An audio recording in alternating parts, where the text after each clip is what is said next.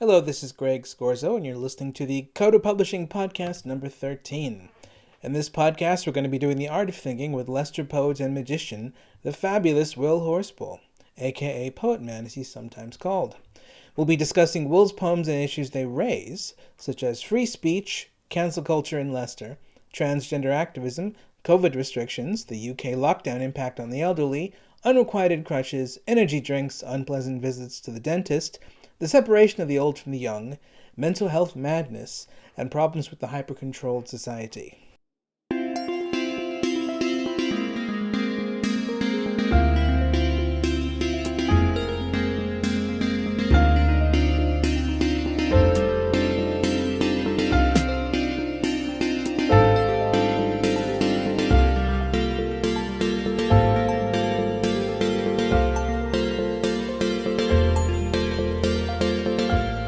You are a poet and a magician, and you've done a lot of things around town in Leicester. You've been to a lot of the same gigs as me. You've even participated in some of the same events that I've done in the past for the art of thinking. And you are by far one of the most interesting people doing creative stuff in this city.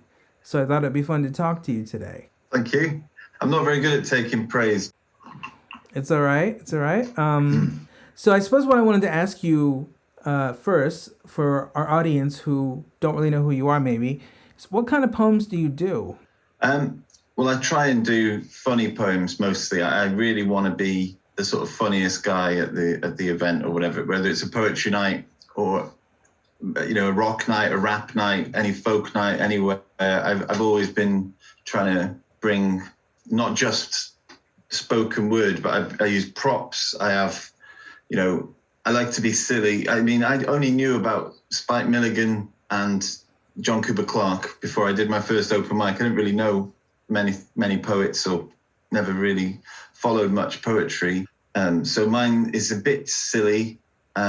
Sometimes, I guess, because John Cooper Clarke was a ranting poet, especially at the start when I had a chip on my shoulder and I was quite angry. There was a lot of darker topics and stuff, and a lot of... You know, I found it helpful to express anger in a way that made people laugh, like John Cooper Clarke does. And I felt like I was transcending any sort of darkness that was within the ideas I was talking about. So, you know, it's funny for me to take a picture of Jeremy Kyle and then point at him and do cartoon violence style stuff to him while saying how much I hate his show in rhyme. You know, that sort of thing was quite funny for me.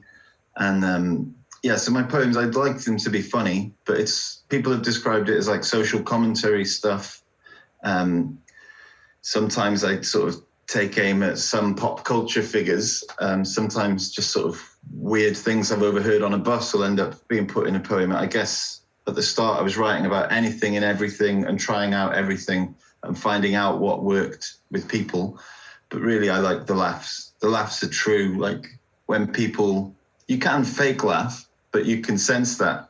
Whereas with applause, it's people can choose to applaud or not, and you can't really tell what you're getting with the feedback. Whereas a laugh feels like you've definitely connected with people and you've something's bubbled out of them and they didn't expect it, or it's, you know, you've definitely connected, I think, when you hear a laugh. So that's what I'm really after. Yeah. So in general, do you get the sort of audience reaction that make you think the audience is on board with what you're saying, or do you find yourself performing for audiences who often don't agree with what you're saying, and then you don't get the laugh you wanted? Yeah, it can be a bit of both. It depends on, you know, I'll rehearse my set list for whether it's a 10-minute show, a half an hour show, an hour show. I go up there with the intention to go through with everything I've prepared, and sometimes that does lead you down a path where if a line hasn't gone well, or you haven't got the response that you normally get, it becomes a bit of a chore to keep going down that path for the audiences sometimes. But it's been very rare, mostly because I use participation games where encourage people to call out, and I throw out, you know, sweets to encourage people to guess what the rhyme is going to be, and I sort of take the mick out of myself a lot.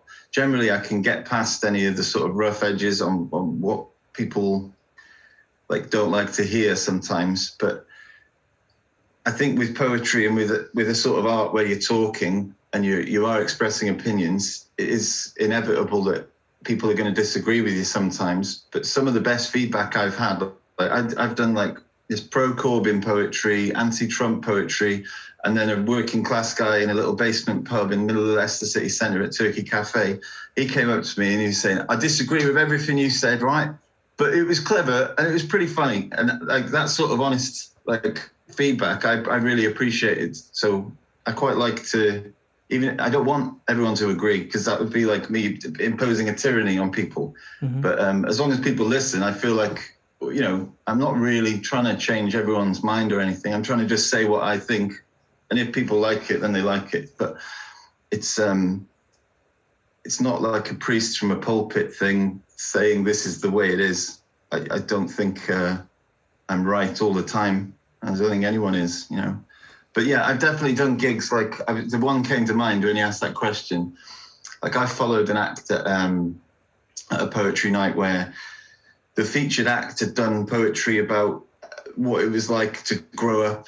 I don't know if it was true stories or fictionalized, but she was doing a lot of stuff about like trauma and about damage that was done to her and other people like her and her family and her sister done by men, and ended up with the whole show ending up with like the line, I believe all men are monsters, and got a standing ovation. And then I'm going up doing something pretty silly, but it was sort of with a slight sort of sexual content, not even like direct, it was more about sexual frustration.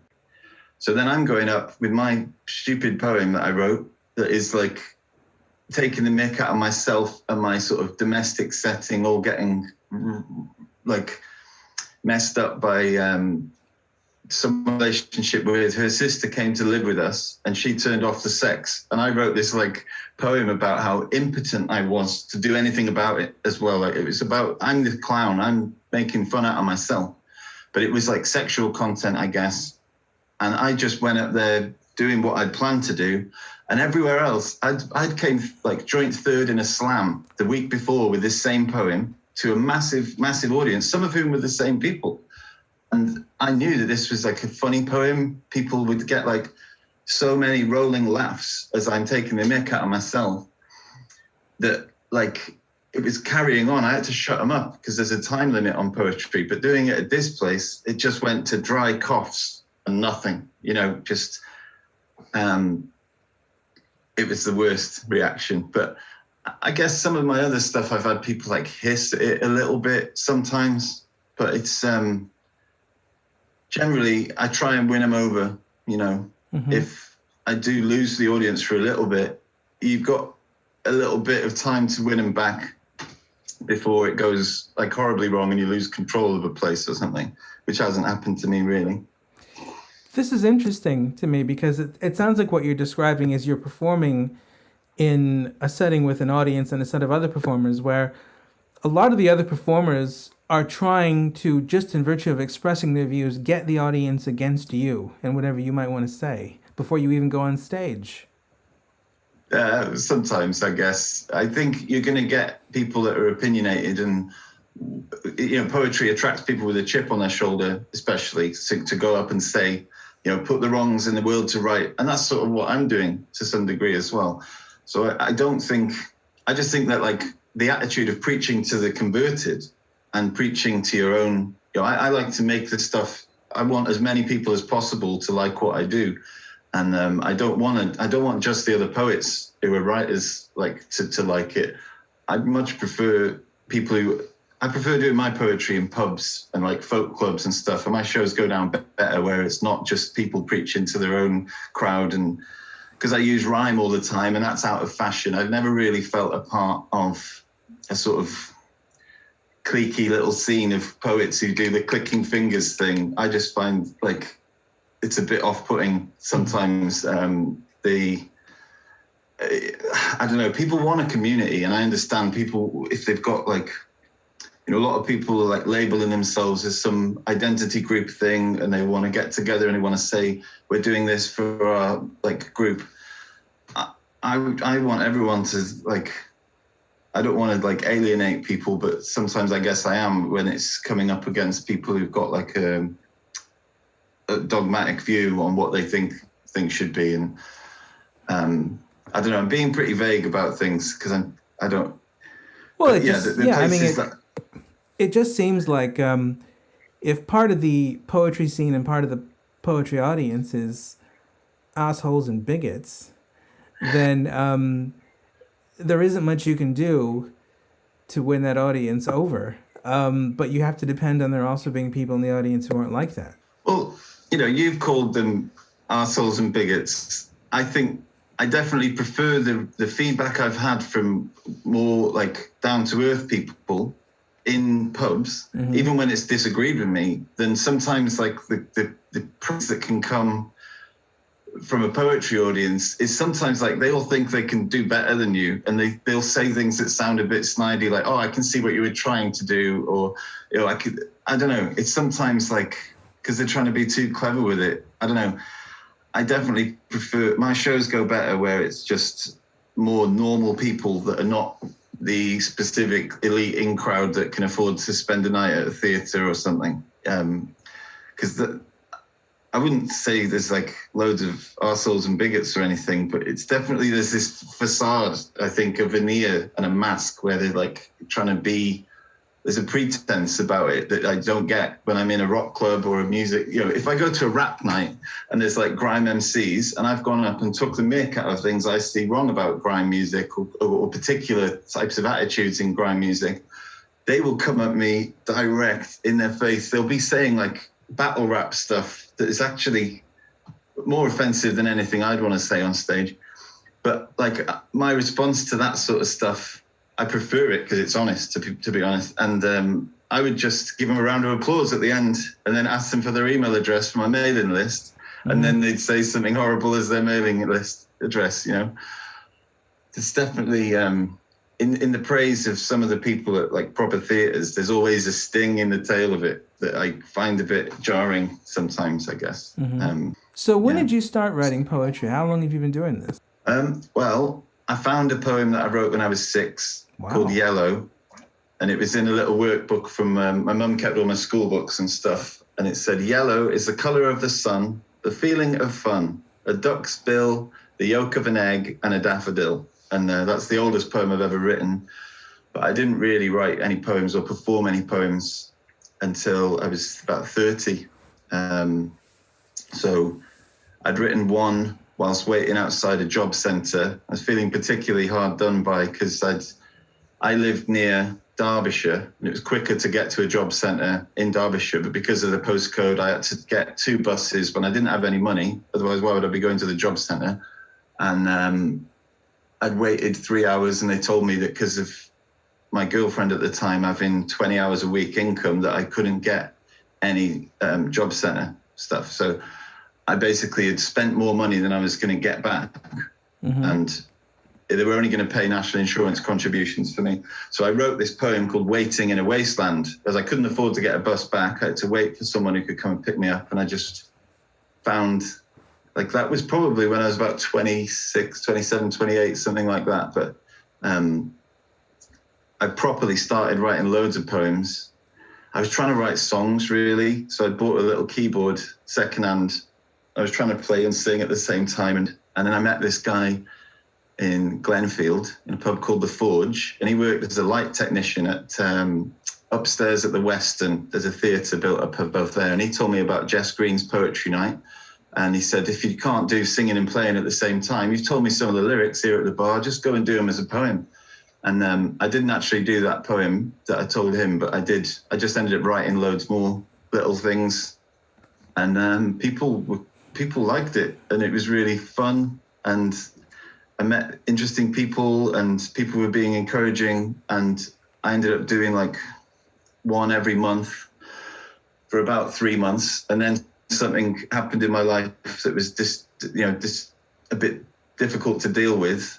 And suddenly everything I thought I was doing in my life was like, felt like I'd been cut off at the knees a bit, or my foundations were shaking about everything. And the poetry was like the best thing in my life, at the time, because everything else was going wrong. and getting worse. So I just started, I started at my own poetry night and then ended up performing at a lot of other places. And it was only when I started performing outside of these theatres, like the Y Theatre and Find the Right Words up at the Western, when I started going to like a little folk club in a bar or a little, an open mic in a music venue, stuff that got a really big response in a theatre suddenly just drop into nothing, because it's like they didn't expect poetry, and it's not actually good enough as well. The thing that was, people will clap anything, they'll clap nonsense poetry, and you don't really get this sincere feedback. It's a bit insincere.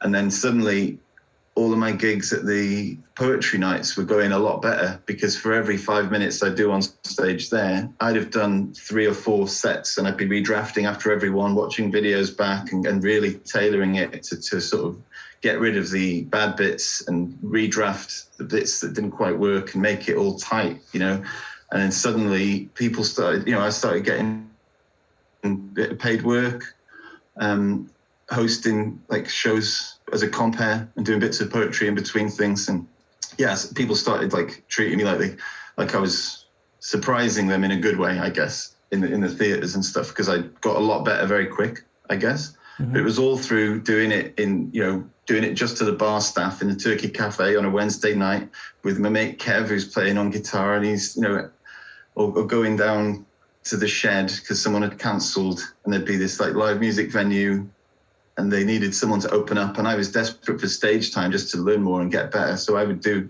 gigs for nothing all the time. And yeah, this variety of different crowds and bringing in all of the prop stuff I started to invent, just like printing off silly props stuff. You can put a fold in something and then you can open it and you can have this like animation effect. I haven't really brought any props or anything here, so I can't show you, but just loads of silly things like that, wearing, a bit of costume stuff, just to add something. So it's not just, people have a perception of what they think poetry is. And I didn't really want to be like lumped in.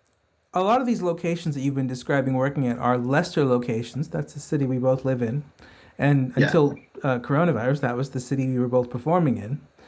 So I wanted to ask you, is Leicester sort of your home base for your work? And is that the city where you think you get the best responses and the best audiences, or are you all over the place? Well, I performed at the Big Chill Festival. It's called Lake Fest now, last month, and that went really well. That's down in Herefordshire. I've been to London only a couple of times. I would say most of it is in the Midlands. I like Derby. I really like the crowds around Derby, but the trains, if you tried to get back from Derby after 9 p.m, it's not going anywhere. Kettering's good. You can get a train at 3 a.m. from Kettering, so I like that. But yeah, a lot in the Midlands, Nottingham, Derby, around there. I need to get into Birmingham more. I've met a few people who get good responses to stuff down there. But I'd like, ideally, to get to every city in the country and meet people who are running venues, meet people who are running nights, and show them what I can do. So I'm trying to sort of, I think I can afford to budget to go once a month to another city, meet other people doing their other events, meet sort of movers and shakers in venues and in sort of little monthly poetry and comedy and music club stuff, and just put my show in front of people and see what responses I get in different places, because I have been a bit tethered to where I can get there and back for 12 quid on the train. Like that's sort of where I've been at for the last few years. It's just, I've been to Leamington Spa and performed, I've been to London and performed, I've been to cities and been around, but it's mostly been the Midlands so far. But yeah, Leicester's got a lot of stuff going on. You can keep busy. Mm-hmm. It'd be nice to get away and meet more folk. Now, do you consider yourself a Leicester poet, or do you consider yourself a Welsh poet? Like, what would you say is the nationality or the city in which your poetry is grounded for the most part? I haven't really performed that much in Wales. I have gone back at Christmas and at parties for weddings and birthdays and things, and I've been out and done a little bit, but mostly it's Leicester. I'm not really that, I'm not really a nationalist in any sort of way. I don't really consider, it's not important to me that much where I'm from or what I'm doing. Mm-hmm. Before we got on this call, I was like listening to a podcast of ancient Greek philosophy from like Stoicism and then Marcus Aurelius Roman writings. I think there's like a shared human connection. The nationalist ideas, like where I'm from, it sort of rattles me the wrong way, but I don't really like to, I don't want to go into it, be a little Welsh boy and do all my Welsh poems and all my Welsh identity. There's a lot of stuff going on in Wales when I grew up where people were firebombing English-owned houses and there was people spray painting over English words and like trying to resurrect this ancestral blood feud. So I've got I'm against too much identity stuff. I just think I'm a person and that everyone else is a person. And I'm not really keen on how things can get divisive, with labels and especially with nationality, but other stuff as well. That's interesting. So when you perform, it sounds like it's just a contingent fact that you're based in Leicester, but you could, in theory, be based anywhere, and it wouldn't really change much. Yeah. I haven't really done much poetry that's specific to a place. I've written, a poem about Stoke-on-Trent, but it's not very nice about Stoke-on-Trent because I don't know if you've been there. I have. But it's because of its sort of post-industrial malaise going on now, where everything's sort of running down. It's hard to find positive things. Even when I was writing about Leicester, I tried to write this poem about Leicester, and it ended up just being a diss of Stoke because where I'd lived before. Because when people tell me they don't like Leicester, the things that I love about it are because of my expectations of city living in England, with all from 6 years living around Stoke-on-Trent. So Leicester's great, Yeah, then I'll that's go how I to feel. Manchester or Bristol or somewhere and feel there is a lot of cool places that I could be living in. Leicester is good, but it's I don't know, I haven't really written stuff that's tethered to a place, I guess. Yeah. Well, I really like Leicester too, for similar reasons. I grew up in a town where there wasn't a lot of culture, and there wasn't much to do. And a lot of suburbs are constructed in a way where it feels like the whole point of living in the suburb is to raise a family. And everything in the suburb is about helping you raise a family, and that's it. And it's about keeping the family safe. Whereas in a city where there's lots of things to do independently of raising a family, it always feels like it's a richer, warmer place. And a place where you have more options about how to express yourself or what kind of communities to get involved with and things like that. Yeah.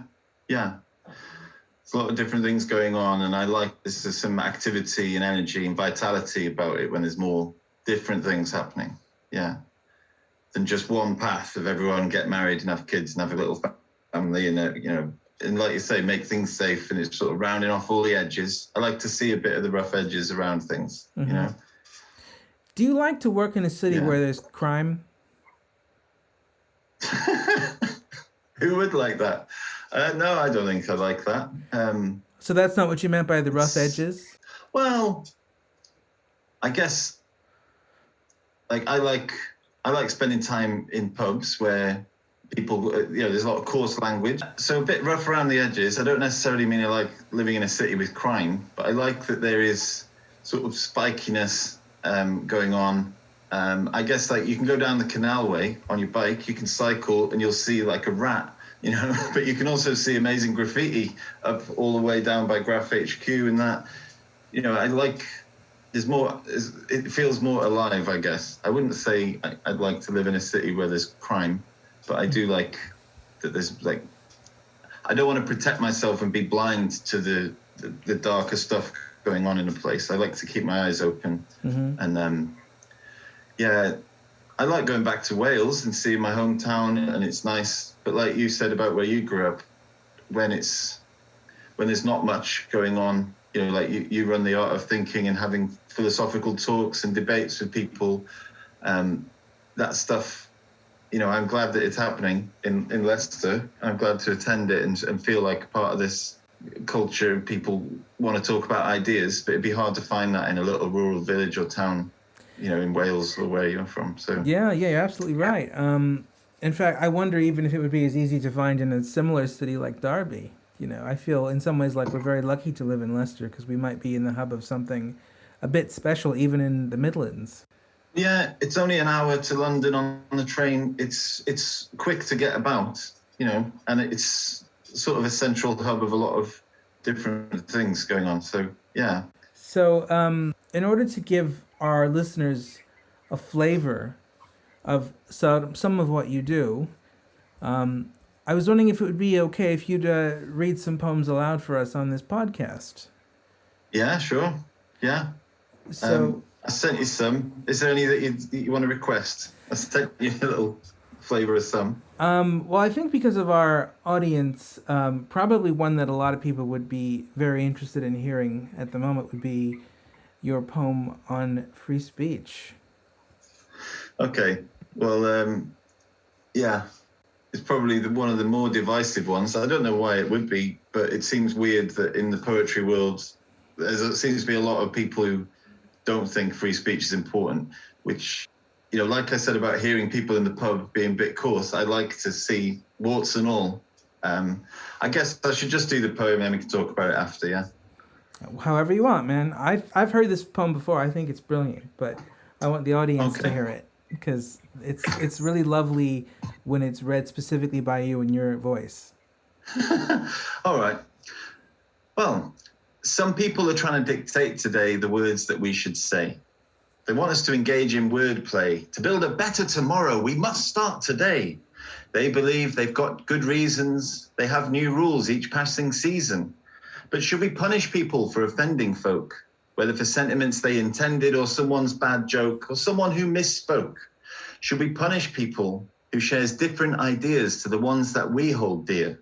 Should we punish people for word crime, for crossing a line that gets constantly redefined and redefined by those who've chosen to take offense at your sentiments, whether you meant it or not? Tweets are forever and never forgot. It begins when you say the wrong thing. They'll tell you that your sentiments have caused offense, and they'll tell you that this represents some dark part in your heart, and they'll tell you that the words you have used have no part in art or even in life. They'll say that they're living on the edge of a knife. They'll tell you they're marginalized in a terrible plight.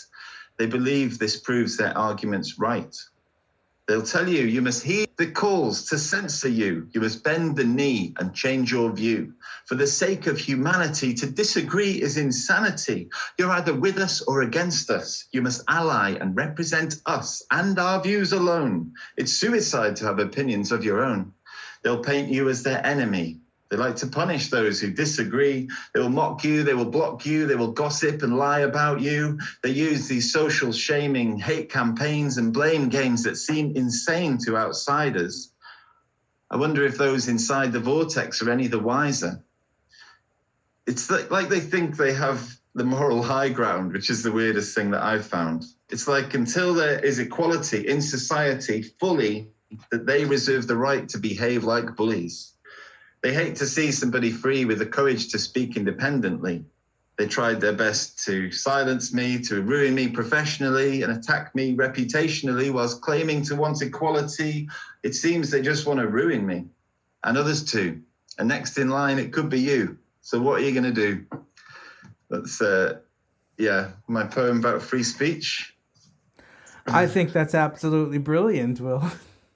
Okay, well, I love it. I'm reminded now, the reason I wrote this poem, you were the first person I called when I got in trouble, because you were one of the only people I could see on Facebook or on, talking at your events about this sort of behavior in other people happening to other people. And I just thought, I've got to ring Greg, because I had someone on the phone, a promoter for a gig, telling me that they had to phone the Prevent Hate Crime Police in Leicester over complaints that were made about me being booked. And they were making all sorts of crazy complaints that the police, they asked them for evidence and they couldn't provide any. So the police wrote their complaints as a hate crime against me because they kept going on about me being a straight white man. And that was against the rules. So it was a massive waste of everyone's time. It was just people gossiping and writing, someone else has written some lies, someone else collects those lies, someone else presents it, trying to attack people. And they'd done it to other people in Leicester, this same group. They were going after like other feminists because they were like an intersectional feminist group. Mm-hmm. and they went after other feminists who weren't as intersectional as their feminism was. They'd gone after a young lad who was wearing dreadlocks as his hairstyle, who worked behind the bar at Firebug, where they have a lot of music events on. And I wanted to go to their event at Firebug dressed in drag, doing another poem, to beg them to let me join their bandwagon. I wanted to be one of the chosen ones who are always right and never wrong and be so brave when I sing my songs. Will you let me join the bandwagon? But yeah, it was all, I never managed to, the makeup's hard, man. I don't know if you've tried it. I can't draw. Mm-hmm. Well, but I tried to make it funny. I tried to make people laugh. I tried to sort of, because it made me feel a bit annoyed. I was, pretty angry to be targeted. But I'd like those people to. I've never spoke to them again face to face, but I'd like, if they do ever watch this, I forgive them because they know not what they do. I don't think it's useful to harbor resentment about this. So I try and see the funny side of it. Well, this is the difficult thing that you're writing about, because it's not just about freedom of speech. It's about bully culture. So it's not like a group of people just said, don't say X, Y, and Z, and then you can come on stage and say whatever else you want. That would be more freedom of speech. This is more like, we don't like Will because he doesn't share our views, so we want to make sure that he is a social outcast and possibly in prison.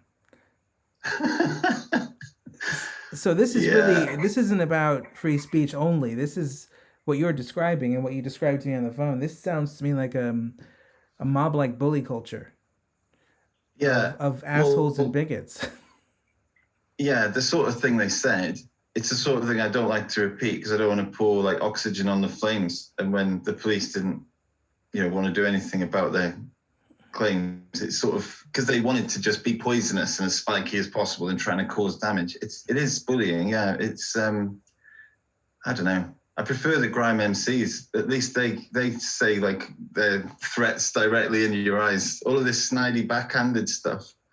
I didn't really like that. I wasn't allowed to know what they wrote about me. I wasn't allowed to know who it was. I ended up finding out because I found a website where they promised to act on any given gossip about anyone in the Midlands. And they had a website where they were, I found out who it was, but I don't want to, someone came and told me he'd been doing some work for them, they/them. Don't want to misgender them or the police will come. And he was telling me, I'll tell you their address. And it's like, no, I don't want to do anything. They've already, they've done what they wanted to do. I don't want any more aggression or hostility because I just think they're misguided. I think they're wrong about what they're doing and they believe that they're the heroes while they do it, which is another weird thing about this whole topic with people. Do you think that I believe they're just. One of the problems is that we're too nice to them, that we kind of act like we're the ones that have to prove that we're okay for their sensibilities and their moral standards, rather than we should be the ones calling out bullying and saying, you're not welcome in our community if you're going to bully people and hold views that are this stupid and hateful and ridiculous? Well, when a lot of this happens on the internet, it's hard to speak clearly without it. Like you just said it quite well, but when someone's being attacked or whatever, they're not going to say it like it's well formulated. Everything just ends up getting factions where some people agree, some people disagree, and everyone just piles on. I do think it's important that people should be anti-bullying, and that is a good thing that everyone should be.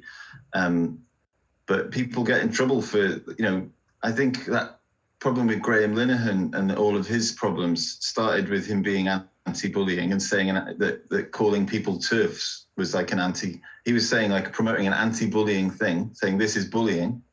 And then that was the start of his descent into his whole, Twitter bans and everything going wrong for him. People just see it as like, if you're not in the tribe, you're harming people or something. Well, they see it as if you're not in the tribe, you are a bully, and if you're a bully, you're fair game. Yeah. I became fascinated after this whole thing with the sort of psychological or philosophical nature of evil. I started reading books by, have you heard of Zimbardo, The Lucifer Effect? He wrote a book. He did one of these style of like Stanford prison experiments that went wrong. And then he ended up being an expert witness on Guantanamo Bay. And he looked, basically the whole shortened version is when people use like a war paint and paint their face a certain way, change how they look, identify as like a group rather than as an individual, they're more likely to commit atrocities in war. And he studied like people in Papua New Guinea doing this, but like to some degree wearing a uniform changes your behavior. It's like a costume magic trick. And when people have like an in-group and out-group thing going on, that's where the hostility is happening. So you had like mods and rockers going at each other in this country in the 70s before I was born. That there was like scooters against motorbikes, people, you know, because of identity having a clash. And I don't see what's going on now as much different. It's still very much group mentality stuff that's playing out. And it's well, the difference is now it's not mods versus rockers, it's mods versus everyone who isn't a mod. Yeah. It's like we have the new social norms that are the epitome of anything anyone should believe in polite society. And if you don't go along with these norms, you're an asshole, a bigot, a bully, and we want to make sure that your life is as miserable as possible and you can't get a job and you can't perform without getting booed off stage and all the rest of it. And then they even do things like what they've done to you, which is try and get the police after you. Yeah. Well, I largely like to focus on the fact that they weren't successful now. You know, at the time I was really, you know, pretty angry about it and it felt, you know, unjust and I wanted to do something about it. But I was like, what can I do? I've just got to, there's no point in escalating things with people like this. And, you know, they're a vocal minority. They're a small number of people. For a while, I was picturing that the person who was complaining about me would be in the audience at every gig. And I did start to change the way I wrote things. At one point, I wrote a poem that was all a list of questions. Rather than me saying anything directly, I was just asking rhetorical questions. And I ended the poem with saying, I don't know, I'm just asking questions, as I was trying to escape and like have a layer of like distance from the things I was saying in case they were going to be like, he's this, he's that, you know, picturing the keyboard warrior there, ready to pounce. But I don't think that's a useful attitude for me to have when I'm trying to make stuff now. Yeah. I totally understand where you're coming from in that regard. It's useful to assume there's a plurality of people in the audience, and if there is that one hateful person, they don't automatically have the most power, and if they try and heckle you or attack you, you've always got the rest of the community on your side. And if you don't, you can always say, well, fuck you, I'm going to go perform somewhere else then. Yeah. I mean, it really is, it's difficult because you might disagree with me about this, and it's absolutely fine if you do, because you're a lovely human being, and you're a very kind person. I know you very well. But I don't think it's good to try and be nice to bullies and see them as misguided people who need a hug. I think they need a boundary. And they need to be told, if you're going to act like this and believe these sorts of things, there's lots of people who won't want anything to do with you. And it's not like people are going to come after you in the same way that you come after others, but what you will get is isolation and lots of people who just want nothing to do with you. Because that's the best way of fighting back. I can't think of a better way. Yeah, I do agree they need a boundary. I guess I just don't know how to bring it to them. Because it's all done in secret, this thing. They're all snidey in the background. You can't talk to them face to face. Like one of the people who wrote lies about me was, I saw him in the orange tree and off the high street. I go in a wave and I'm smiling, and I was talking to them about their band had been like reviewed in the Guardian or something that I mentioned, and they'd been in a local magazine, and they just looked through me like they'd seen a ghost, and they couldn't. I thought they were like blue screen of death on their face. They were just like holding the chip sandwich halfway to their face, and they just wouldn't speak. And I couldn't get out. I didn't know anything at the time. I didn't know they were writing loads of lies about me, trying to get my gig cancelled, but not talking to the police. writing crazy stuff. But if they're not going to except for when they're online, what they're doing, and face to face, you can't like talk about it. And online, it just goes crazy really quickly, gets off into like really nasty territory with people, and they feel like they're justified. And it's like, you can't de-escalate that stuff. I don't know how to set that boundary with people.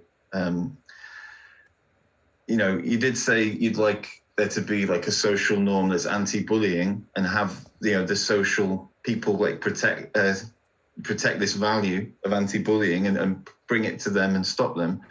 But they wear their identity claim as a badge against any criticism. So if they will call themselves like a non-binary identity, like this particular individual, they will claim that they're under attack, which justifies their, you know, they'll argue it like it's self-defense to go after someone. Yeah, when human beings think like that, they're in the sway of ideas and ideology that can potentially express itself in a way which is genocidal if you carry it far enough.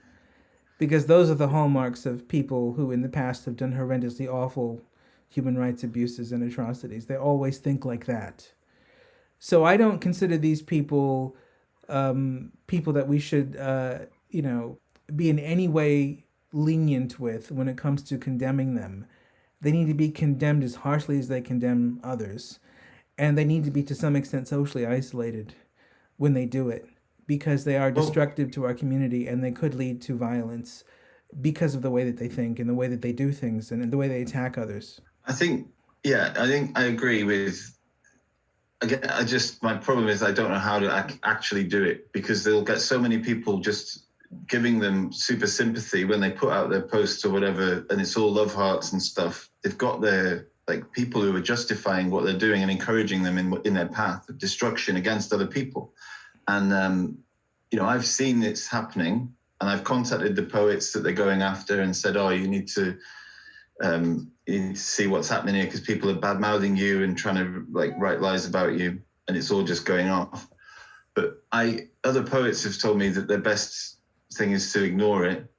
And what I've seen happen to these groups is that they reap what they sow. So they end up attacking each other. And the fact that they're practicing destruction all at every turn, everywhere, every angle, it ends up going inward, because they run out of targets and they're only interested in gossip and drama. And I largely think now that they basically destroy themselves. You know, I went to do a free speech poetry night in Nottingham. I met people who'd come, you know, they were worried about getting like milkshakes thrown at them because that was happening in the news a lot. And they were getting like people phoning up the venue trying to get it cancelled on the day. And it all went ahead fine. And people were coming from all over, like coast to coast. There's people from over near in the Wirral. There's people from near, what's the place that people go, Skegness. And people were telling me the same story. Oh yeah, it was a group of people with identity-based things that they were like, whether it was LGBT or something else, a victimized class of people. Then there was this like hostility wing of like people who were going out using this as an armor against anybody criticizing them. So none of these like people trying to place boundaries about bullying was hitting them, because they had this like magic armor of, oh, I'm just fighter in the righteous war against, you know, the lot of everyone else. And they ended up attacking each other.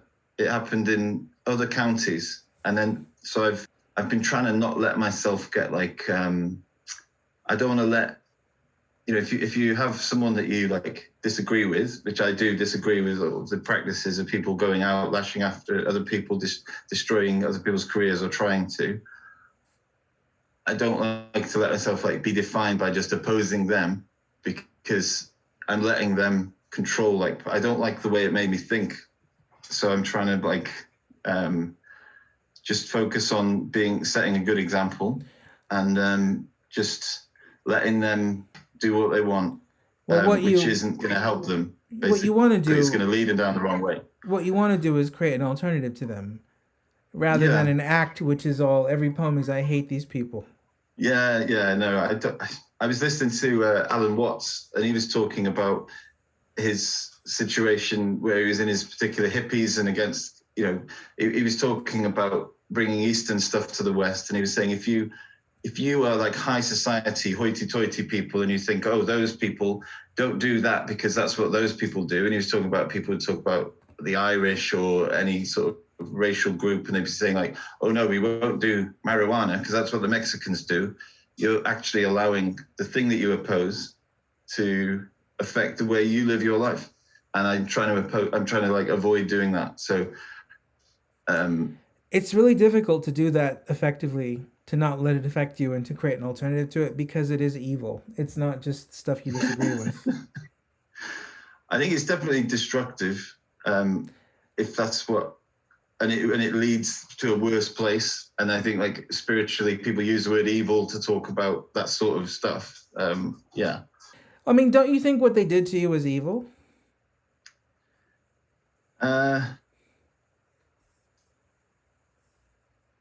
It was mean and cruel and destructive, but I think the word evil for me carries with it like a sort of, I guess, a moral judgment thing. And I do think that they were wrong, but I think it was more they were misguided, and they're going to have to learn by mistake, basically, that what they were doing didn't work. And basically, I don't like how it felt when I was like picturing people with like malice against me because of what had happened. And I just try and focus on the fact that they're few in number, and that I largely think what they do only harms their own cause. And actually, you know, so to be opposed to them and trying to like, it doesn't put me in a good, you know, I didn't write anything good when I was really angry with that lot for what they did. Well, I did write a little bit I like, but not much. And it stopped me, you know, being as creative as I've been before. So I try and just focus on different things. And yeah, I guess they I don't know. I don't think it would help me if they were watching this now. If I called them evil, what's going to happen then? It's just going to escalate things. Yeah.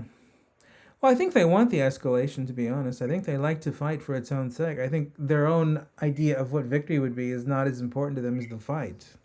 Yeah, I guess they feel like it is fun for them to do it. So by not fighting them in a way, you're sort of making them even more angry, and they'll probably attack you or try and goad you more than they would if you just I largely think they've...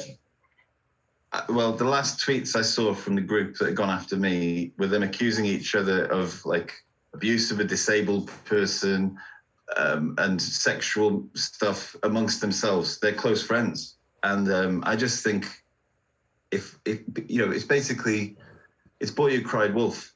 Yeah, they got away with what they were doing. They got people blacklisted in Leicester from different venues, from Handmade Festival, from different, you know, the Cookie, from the O2 Academy, all by lying about them and making out that these people are beyond the pale and shouldn't be given a gig. And some of those do have lasting damage, some of those people. And yeah, I haven't been booked at the Cookie since what they said about me. And I don't know if it's because, you know, I can't know. It's all in secret. But the more I focus on it, the more it winds me up. So I try and like, just think they blotted their own copybooks with people. They've spewed out some gibberish that some people took seriously, but then even the people who took them seriously, when they see what happened at the end, they know that they were just, you know, they were Chicken Little going crazy. And it's all nursery rhyme stuff to me now. It's Boy Who Cried Wolf mixed with Chicken Little. Well, I suppose, I mean, if you take this behavior and ideology to its ultimate conclusion, you can get things like a genocide or a totalitarian society, but I don't think in this particular case that's going to pan out that way, because they're too self-destructive, they're too frenetic, they don't have a victory end goal. They just like to fight for its own sake. And if they can't fight other people, they do fight each other, like you said.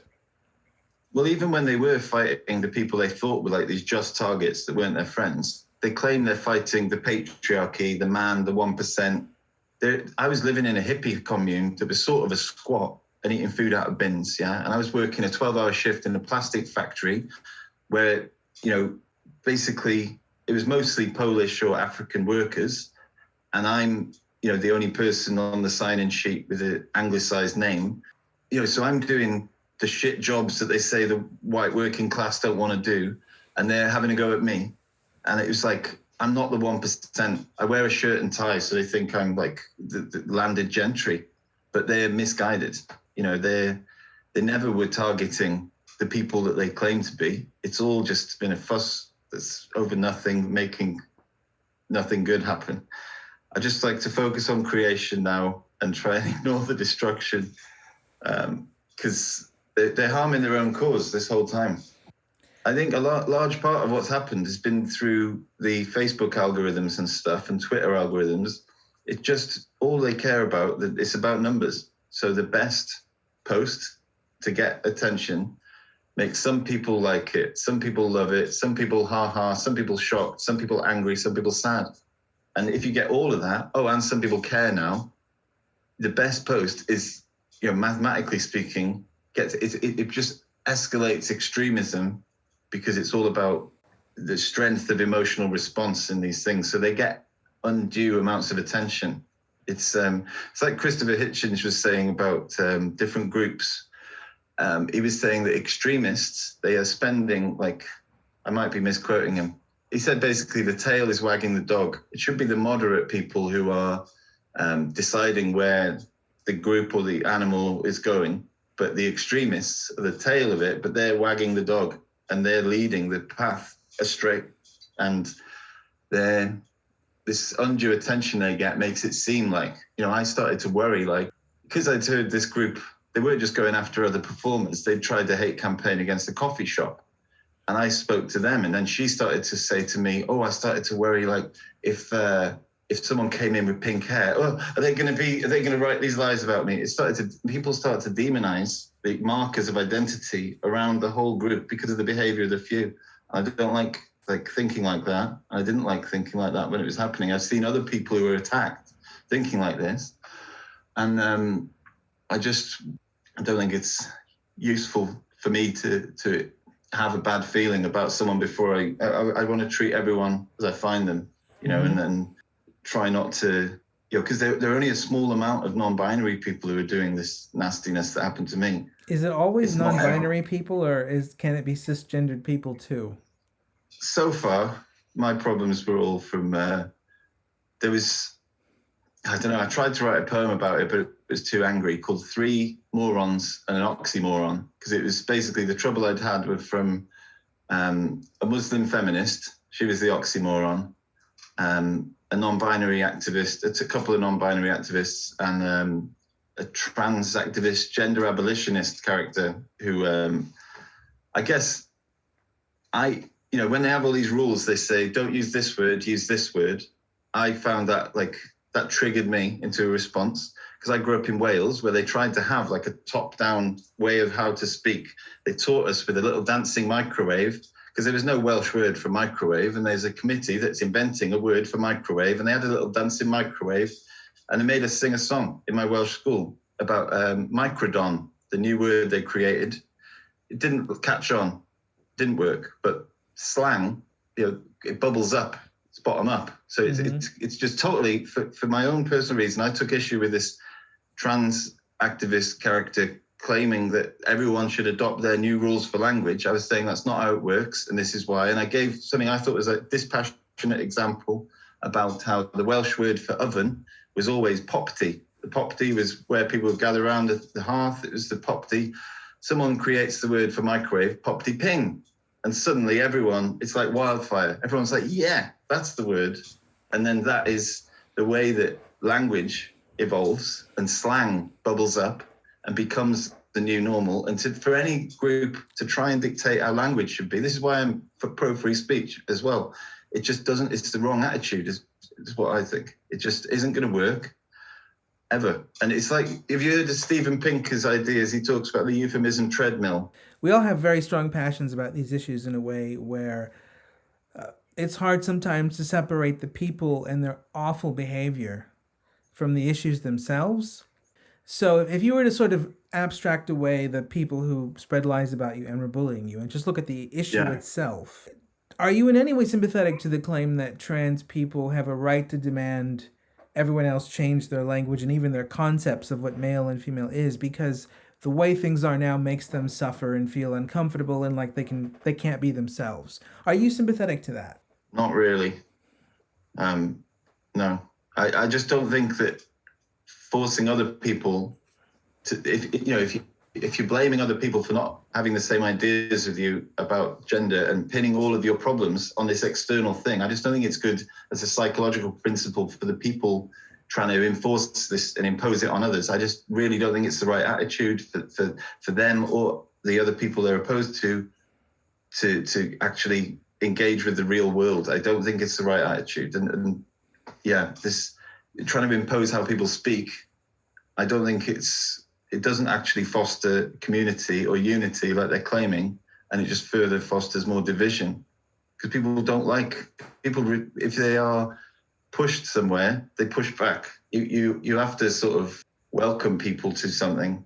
You can't just say, you need to say what I say, or I'm going to, like, or you'll be the next one we go after, as like a threat thing. I don't think any of that behavior leads anywhere good.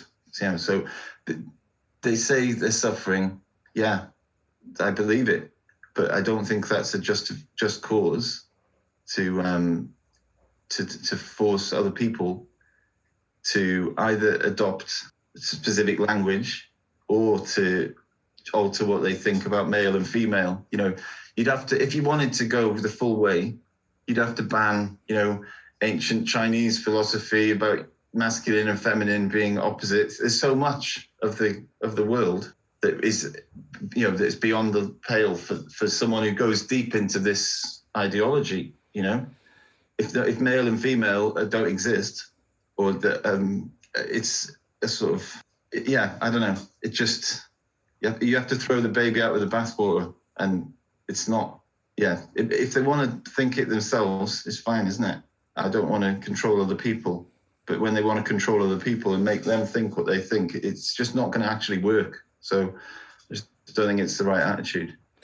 So do you think the fundamental principle that's being expressed in this activism is, in order for you not to harm me, and you are responsible for harming me if you do, but in order for you not to harm me, you must see me the way that I see myself? Yeah, I guess. But that's not what the old identity groups are doing. Like punks, they weren't saying, oh, you must give me a job in a bank as a manager. They were saying, I'm looking like this because I oppose your thing that you're doing. It was very much like, I'm controlling what I can control, and it's a sort of big fuck you when it was punk. I don't like this, all of these identity claims that then want to be, it's one thing to dress in an androgynous way and to present to the world in a different way. It's one thing to get like loads of tattoos and stuff. I think anyone should be able to do whatever they want. But for me, like a lot of the trans identity stuff is like, it's body modification.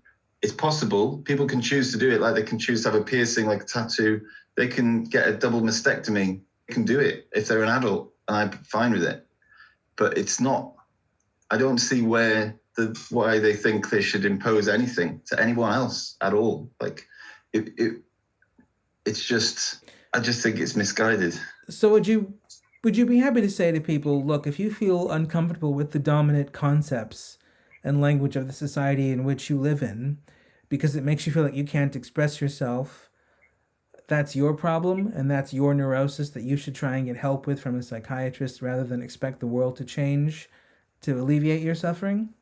Well, I wouldn't say that's your problem and your neurosis in their face like this. I might say, I struggled with some mental health problems.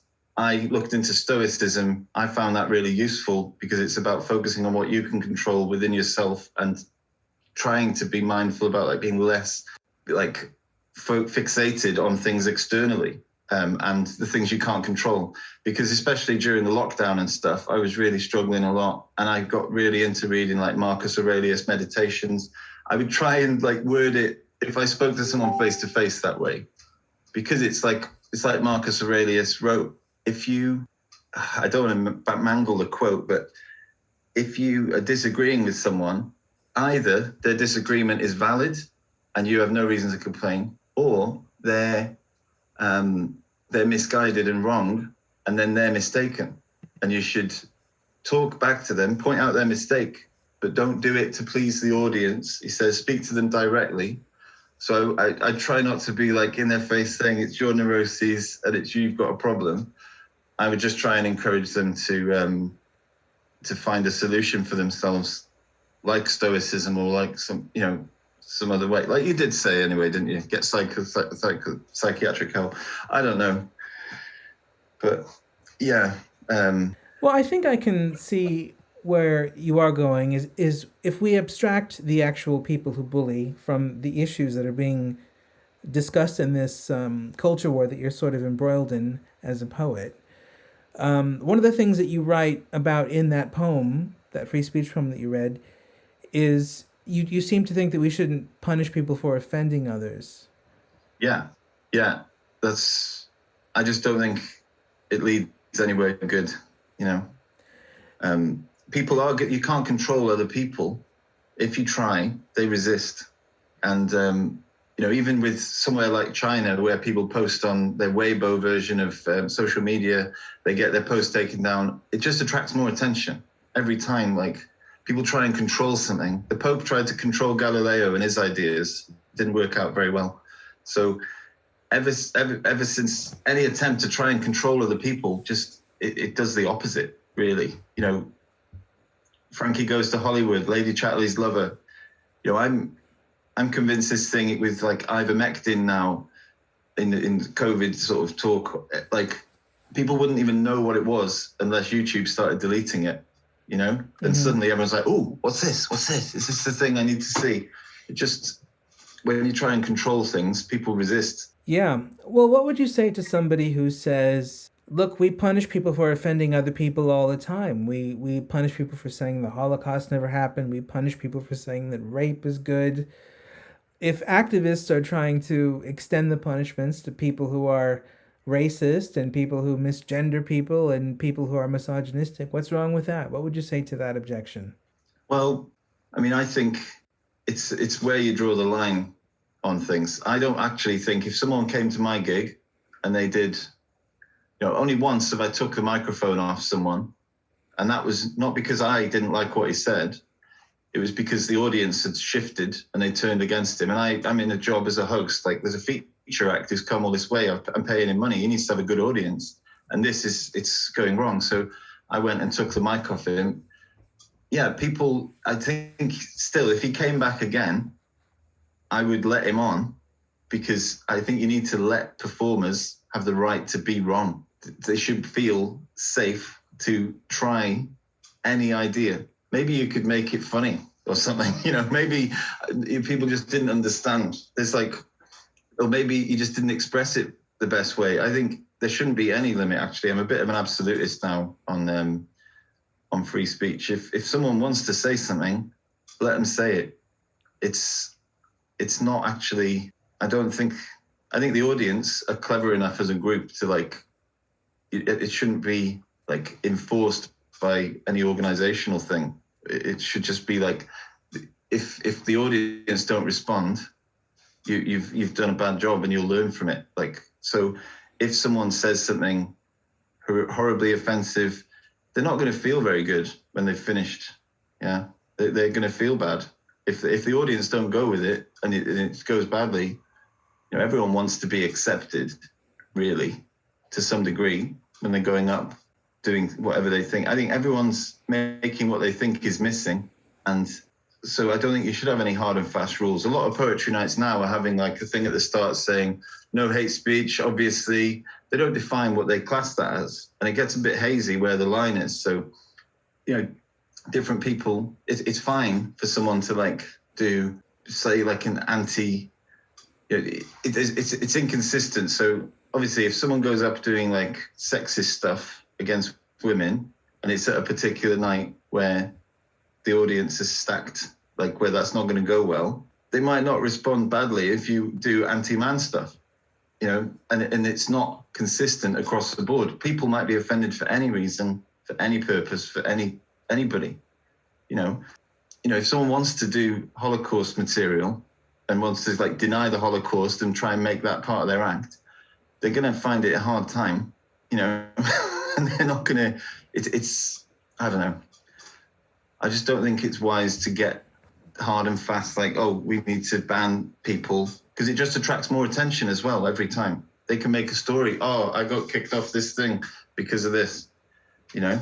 So I don't think it works to fix the problem of people being upset by ideas they don't like. I don't think anyone should be punished for offending folks simply because it doesn't do any good. Like, Okay, so putting your mind in the headspace of somebody who might disagree with you, what would you say to somebody who says, I'm a woman, and if I went to a club and I heard some guy reading a poem about how it was good to rape women and women being raped was funny, and even if most of the audience didn't like it, even if there were a few guys who chuckled at it, I would feel very, very unsafe. So I would prefer this man not to be allowed to say his poem on stage. Would you be sympathetic to that, or would you say she's wrong? well, it's not pleasant to experience stuff that you find unpleasant. But what if they were claiming that there's like actual harm being done, and that I just don't think there is actually. There, you know, if you go into a place where it's open mic, anyone I think should be allowed to say anything and learn by mistake when they say the wrong thing. You know, if just banning someone, what are you going to do? They're a pariah now. They can't do anything ever again. They can't learn from their mistake. They're not allowed to go on stage and find out how they could improve. It's just not helpful, really, for them or the audience. You know, to make someone blacklisted or something, I don't think is useful, even if they say something like the worst sort of things. So what would you say to the young woman who says, why should I have to feel unsafe so that he has the time to learn that it's not a good idea to do rape poems and poems about how good it is to rape women? Why should I have to feel unsafe waiting for him to figure out that that's not okay? Well, it's not as bad as that, but there's a similar content complaint and thing happened in Leicester at an event where one guy was basically making a 3-minute long poem where the joke is like, women are like a burger because once you've had one, you want another one. And that's his poem. That's his joke. It never really got a great response, but I didn't like to see him. They took the mic off him once when he tried to do that poem, and some people had already seen it, and then they started to give he had a 3-minute timer behind him. He had his time that he was supposed to be on stage. They didn't like the poem. People were the audience were getting a bit vocal, and it was putting him off. But yeah, he had a tough gig, but I don't think they should have took the mic off him. They should have let him get to the end, and then he would have had a response to that experience that would make him not do that poem again. You know, he was talking about women as flesh to be consumed. It did upset some people, but I could see the spirit of fun in what he was saying, in what he thought. He was trying to be funny, you know? He wasn't making a serious point that women are meat to him. But they were taking it oh, that's what he said, that's what he means. But you need to, he didn't have a good gig that time, and it didn't go down well the first time I saw him do that poem. Mm-hmm. But I think you need to let people make their mistakes and learn from them. And the audience, if it's open mic and there's open things, could be anything happening. It's only 3 minutes or 5 minutes of someone's time, and it passes, So moving on to an issue which is also very controversial that you've written about in poems. And this is a particularly controversial recent issue because this issue was only even part of the world situation in the spring of 2020, and it wasn't around before then. You've written some stuff on COVID, which is also, in a really different way, quite controversial, because you've worked, it seems, in a care home with some people who are having to suffer the consequences of the 2020 lockdown. And you wrote about some of your experiences there in a poem called Care Homes During COVID. And needs a better title, but yeah. I was curious if you'd read that for our audience so they can hear that one too, because it's really good. All right. Okay. Virus, she said. Why should I care about a virus? I'm 95, I'll be dead soon anyway. Her loud laughter lifted all our spirits. We all admired her attitude in the face of this new danger. especially me, considering I'd cycled to work that day, head to toe in waterproofs, wearing ski goggles and a mask I bought on the black market from a neighbour who sells dodgy baccy. Over the next few weeks, I witnessed our noble 95-year-old spirit sapped by our enforced isolation policies. No more bridge on Friday with her friends, no more games of Scrabble, no more visits from family. The only thing she says to me now is her son's name, which she says over and over again, which makes for a very miserable refrain. A senior nurse radios me and requests at once I need to attend to a lady who has breached her isolation. When she sees me, she says, "Oh, Will, thank God you're here. You're like a real person. I don't know what's got off into this bunch. They've turned into ghouls." I walk beside her back to her room, and she reaches out to hold my arm, and a shout from a staff member follows us up the corridor saying, "Let go of him." She says, "Do you see what I'm dealing with? Why are they shouting at me? Why are they being so cruel?" My manager's words come out of my mouth, but they ring hollow to her, and she says, "I don't care if it's for my own protection. It's inhumane to lock me up and treat me like a prisoner." I bring us a pot of tea and talk. By the end of the pot, she says to me, "I wish I could kill myself, but I'm so weak now, I don't think I could go through with it." She asks me if I'm allowed outside. She asks me if I can take her with me when I go. My manager thanks me for alerting him and promises to arrange a psychotherapist appointment over Zoom. Next week, I'm back in his office, teary-eyed again, telling him another resident has echoed suicidal sentiments, and I'm worried our isolation policy is causing more harm than good. He thanks me for raising concerns, but explains that this is the lesser of two evils. Imagine being over 70. Imagine reaching senility. You could be clear-headed or you could be confused. You could have been put there or had the power to choose. Imagine this virus, a decimation with 1 in 10 sacrificed. And on the back of that, isolation, family ties cut like a knife. Imagine the strictest restrictions and a taboo on questioning the plan. Imagine being forbidden from human touch, except for the gloved hand. Imagine being forbidden from seeing your loved ones in the flesh. And imagine a horrible half-life for what little life you have left. Imagine when you're protesting, you're told it's for your own good. Do you think you would choose to be treated like this? Because I don't imagine that you would. That's very powerful. Who was the specific woman in mind that you were interacting with who inspired that poem, just out of curiosity? Or was she a creation of your imagination?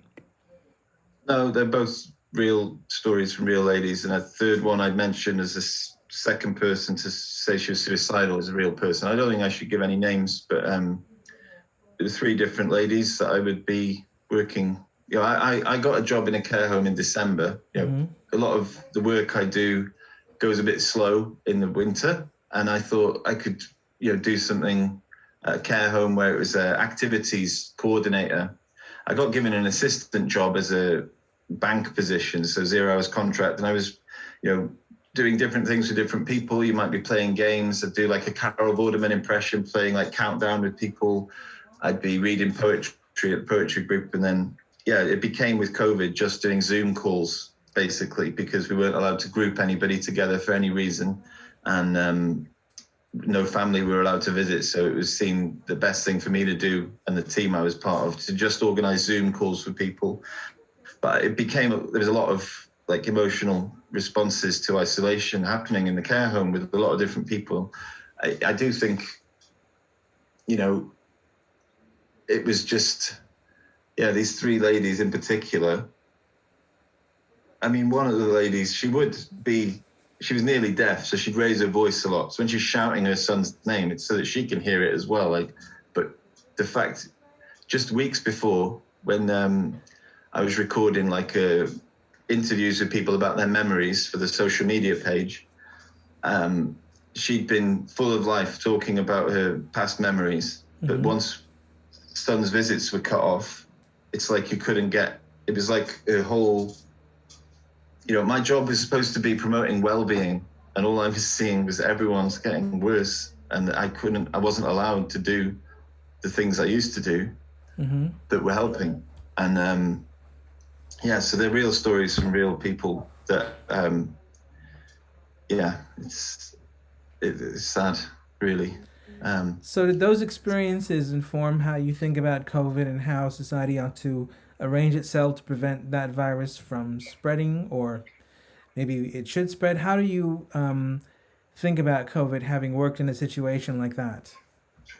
Well, the first thing that I thought was a bit weird, before anybody had got upset about isolation, was when they handed me a piece of paper, letter-headed paper, saying that I was a worker, and I was told to show this to the police if I was stopped whilst coming or going to work, which is the only place I was allowed to go. And I was like, oh, so this is like in East Germany when they say papers, please, and then these are my papers. And they said, yeah. And I just burst out laughing because I didn't know how else to respond to this. And I just walked away thinking this is like a weird state that I wouldn't have predicted to be happening now or ever in this country, to be honest. And then the more they kept doubling down the same path, copy and pasting what happened in China to avoid, it seems, what happened in Italy. It was this, big international panic. Everyone's copied the authoritarian regime. It makes sense for China to do a lockdown and stop people going places because they are a top-down hierarchy. There's only one party, one country, it makes sense. They evicted people to build the Olympics place. They just took everyone's houses, got the bulldozers in. They do direct stuff really against civil liberties all the time. So it made sense. The stuff, when I started seeing what was happening in the care home with just, yes, the only thing these people care about, I can go there, I can read poems, I'll get some responses that are positive, I'll play games, there's some activities, I'll be doing like armchair exercises, but any smile I get in any of these activities is nothing compared to the one that they get when their family visit them. It's literally, the older they get, the more they only care about that thing. And the fact that we just, all for their own protection, decided, no, you're not having that anymore. I just thought this was totally wrong from the start, actually. And I didn't like to see these like people visiting behind a glass door and then they're not allowed to touch. I don't think if I was 80, I would choose to be isolated from my family, even at the risk of dying. And I think it's actually been the most torturous for the people over 80, supposedly for their own benefit, to deny them access to the family. I really think it's a travesty and a tragedy more than anything else. It's just so sad when people are telling me they're suicidal, and just seeing everyone declining much, much faster. Dementia never gets better, but the speed at which people were getting worse was really sickening to me. Mm-hmm. And it was really difficult. And you've written a second poem about COVID, which is also quite interesting, called A Sense of Proportion, which kind of deals with your views about how society in general is responding to this medical crisis. Would you mind reading that for our audience? Yeah, sure. I mean, at the time I wrote this, I was super safe because I was working in a care home. I was wearing ski goggles, like I said in the other poem. I was being, from my front door, I was gloves, everything. Right. And then I would wash when I got back in. So I was, it's a bit, I don't know. I don't think I shouldn't tell people how they should respond to stuff, but it's like I was doing all of the things that I'm talking about in here. But yeah, I tried to write this poem because I was trying to write a poem about how isolation for someone who's living alone, like me, was different to someone living with other people. Because that's, I was hearing that, I was seeing that, people talking, they were like, oh, it's pretty much just normal, just, doing less things, but my kids are all around me. I was trying to write a poem about that, but this is what came out instead. It feels like we've had a virology masterclass during this isolation imposed en masse. Wash your hands and wear your mask. Dedicate yourself to the task. See a sneeze and feel disgust. Stranger danger, deep distrust. Do not share bottles of booze. No passing spliffs, no smoking twos. No handshakes and no high fives. No thanks. I want to stay alive. Each of us are petri dishes, so cut out those hugs and kisses. Do not be carefree or gay. You must stay 6 feet away. You're doing well. Stick to the plan. Walk past strangers hand in hand. Do not allow them to see any evidence of your envy. Protect yourself. You must survive. Do not succumb to your sex drive. Spot a hottie. Double take. Scold yourself for your mistake. Forbidden fruit and temptations are primal urges that must be shunned. Normal life must be put on hold. We must protect the very old. You must conform. It's for the best. We must protect the NHS. They say the end justifies the means, so kindly rein in all your dreams. Isolate. Remain alone. Turn away callers to your home. Free country, that has been postponed. Interact with others only through screens and have faith the end justifies the means. Click on another live stream to put a stop to daydreams where you worry that government schemes are getting a little extreme. Ignore the sudden urge to scream. Keep swimming in the mainstream and trust it's all for a very good cause. Thanks for listening. Now get back indoors. So yeah, that's my poem about that. That's brilliant too. Now, I suppose the common theme in both of these poems that I wanted to ask you about is, it sounds like, and I could be wrong, if I'm wrong, feel free to correct me, but it sounds like you think that the response to COVID in 2020 before the vaccines was wrong-headed in some way in this country. Is that what you think? Yeah. Yeah. Okay, so I'm not putting words in your mouth and saying that, right? I think I agree with some things. So if someone is with symptoms, if someone is ill, they should be quarantined. That makes total sense to me. Mm-hmm. Quarantining the healthy people makes no sense to me at all. And I think it was overstepping the boundaries. They shouldn't have done it. And it's only causing crazy problems that we're only beginning to see. Like we're disconnected so much from like financial stuff, and we get bombarded with billions, numbers that we can't, bigger than what we deal with in our own lives day to day. But the true cost of what this has what they've done worldwide is just crazy to me. How much money they've just thrown at this problem thinking they'll fix it, and it's all been wrong-headed the whole way. I don't like it at all. Really. Okay.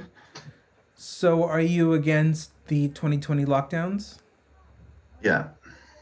Yeah. So what would you say to somebody who says, well, look, if we let the virus spread, if we had freedom, that would have caused a different problem, which is social chaos and people thinking that their leaders in the public health establishment weren't looking after them. And that would have caused like even more social problems for people interacting with each other in the public's face than what we actually had. What would you say to that objection?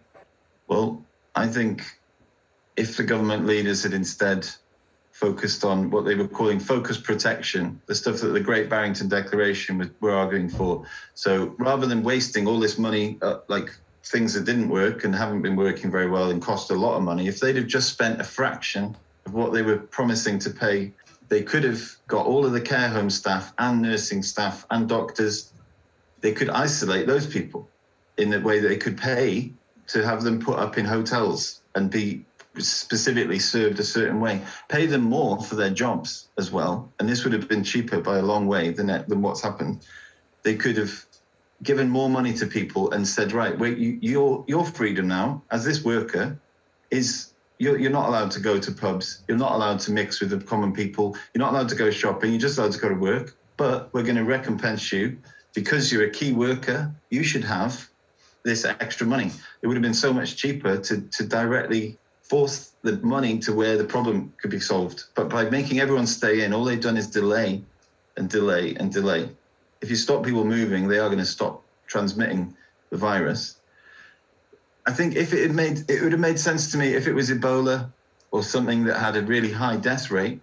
It would make sense. And you wouldn't need to make laws. If Ebola was rife, people wouldn't go to the pub. Yeah.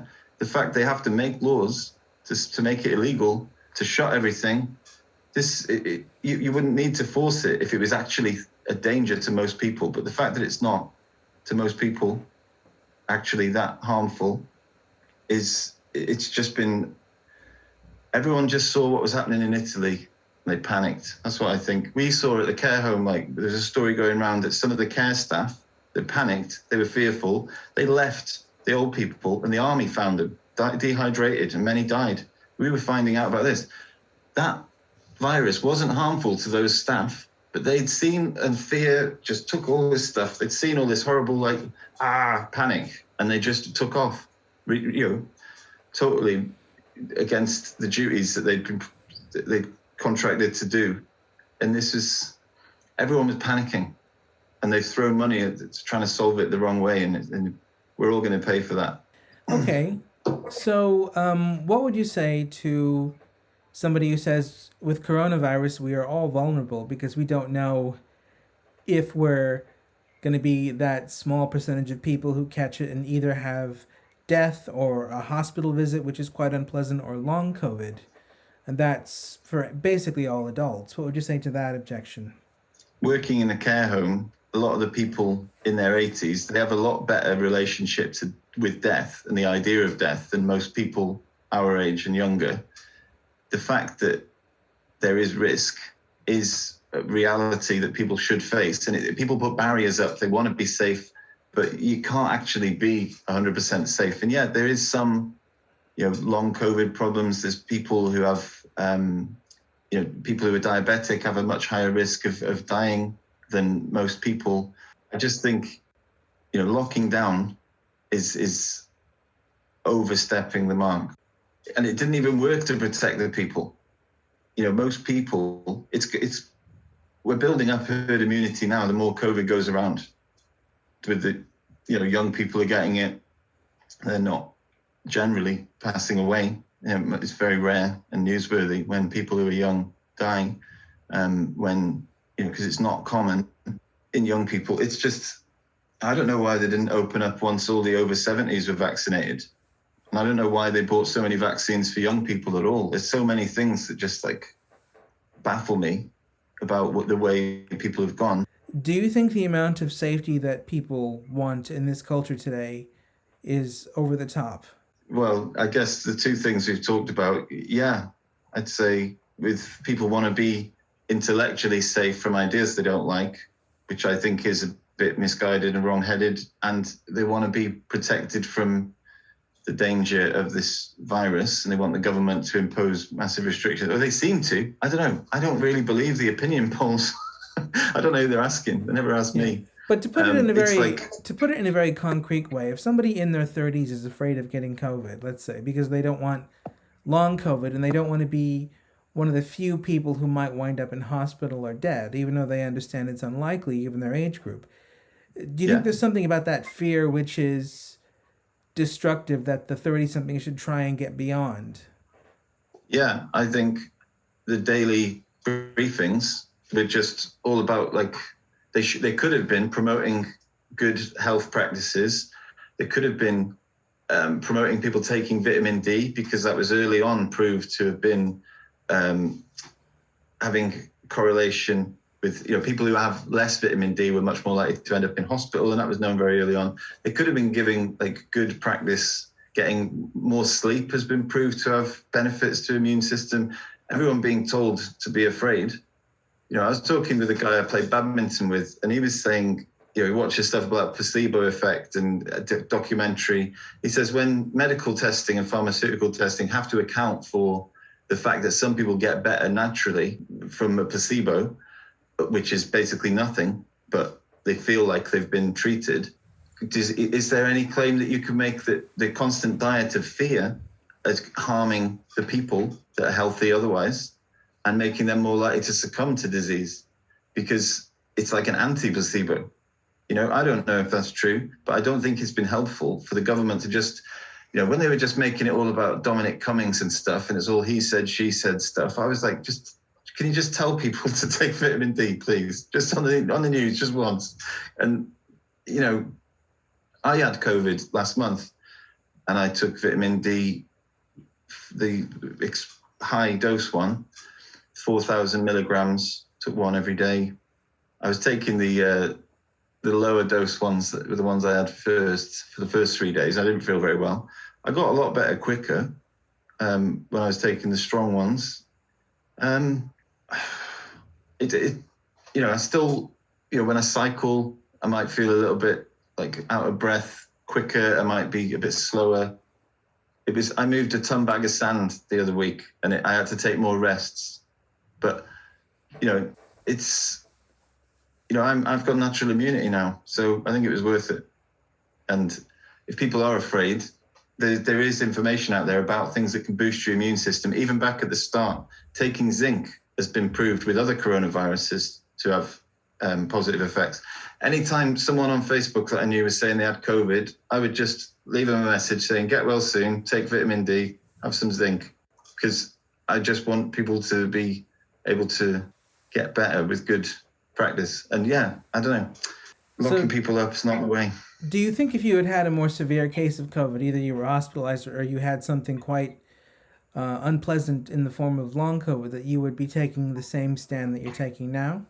Well, someone else that also got COVID at the same, or a few days after me, I probably infected, really. They had a worse time of it. And, it was more difficult for them to start with, and they're getting a lot better now, basically, but still not back to 100%. But even with the risk of like long COVID, and even with the risk of like, a lot of things are like semi-permanent in that they're like, you might, if you break your knee, you never get fully, it's not the same as having never broken a knee. People do get laid low by disease, whether it's COVID or not. And they do have, some problems that persist.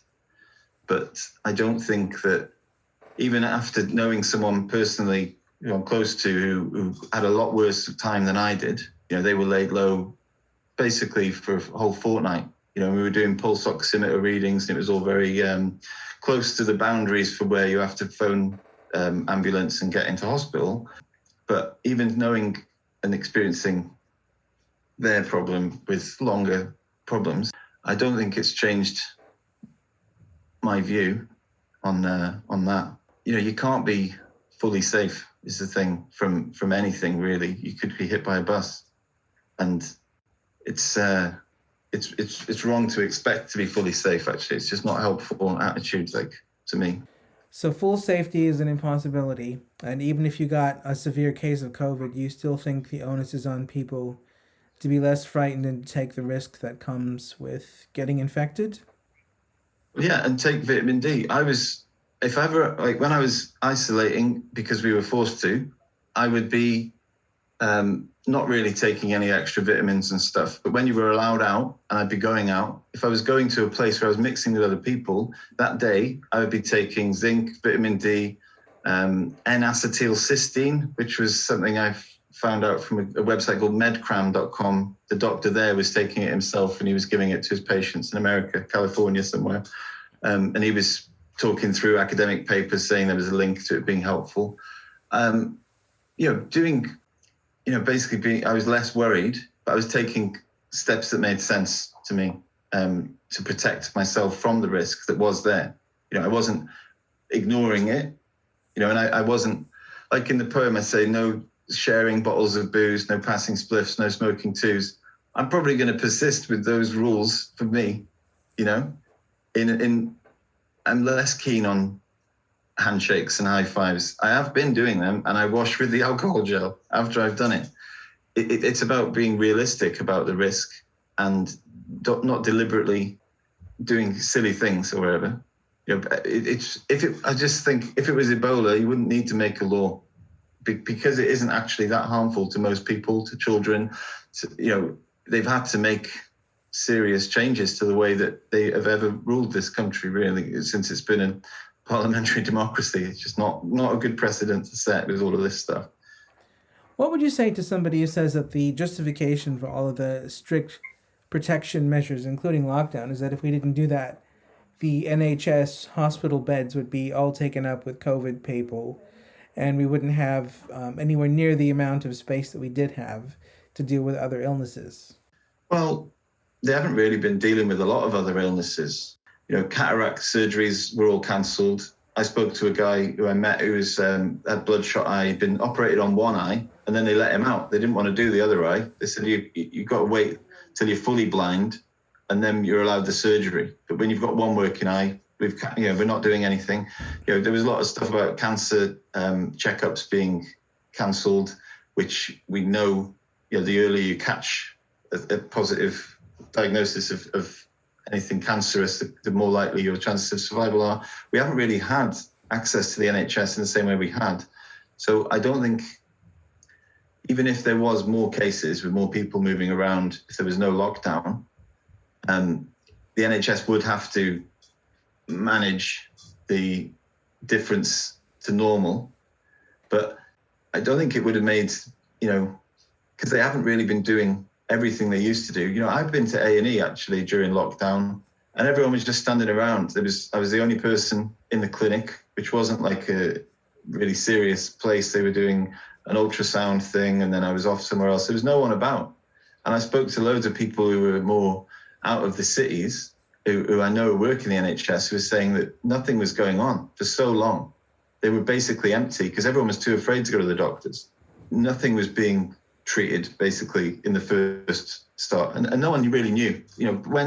Once the NHS and once the global medical community realised that the best way to treat this wasn't to put people on a ventilator straight away like they were doing at the start, because that really wasn't successful, like as a treatment. They started giving people oxygen at a lower, I think it's called a CPAP, like a different type of mask. They found that they could put people face down, and that improved their oxygenation levels. They found dexamethasone, a steroid that they can give to people. So when the oxygen, when I was working at the care home, I started watching a lot of doctors talking about how COVID kills people. And it's a blood disease, and it's when it overwhelms. There's a respiration cycle, which I did A-level chemistry, so I understood what he was talking about to some degree, even though it was quite advanced biochemical stuff they're quite complicated molecules. But basically, the way COVID causes problems is it overwhelms something called the ACE2 receptors, which are in people's blood.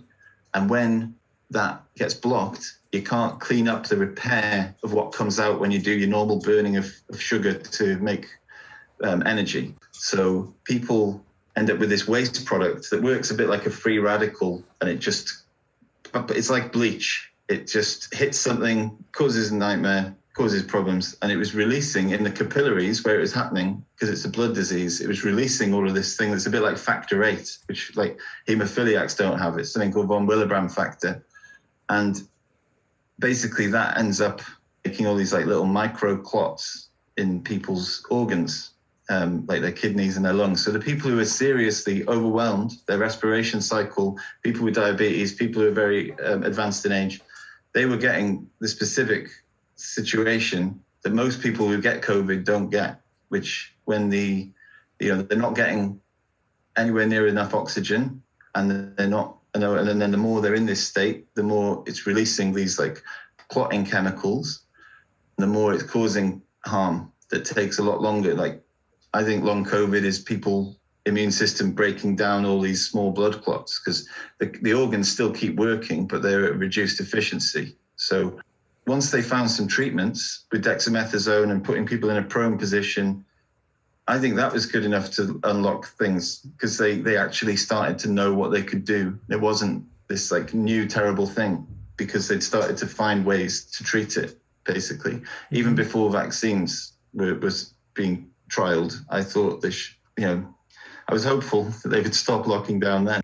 What are your thoughts on how we're coming along now with some reintroduction of freedom? Are you happy with that? Or do you think we should do a lot more to make things freer? I was happy to hear that Sajid Javid was saying they're not going to do the vaccine passports, because that I didn't like.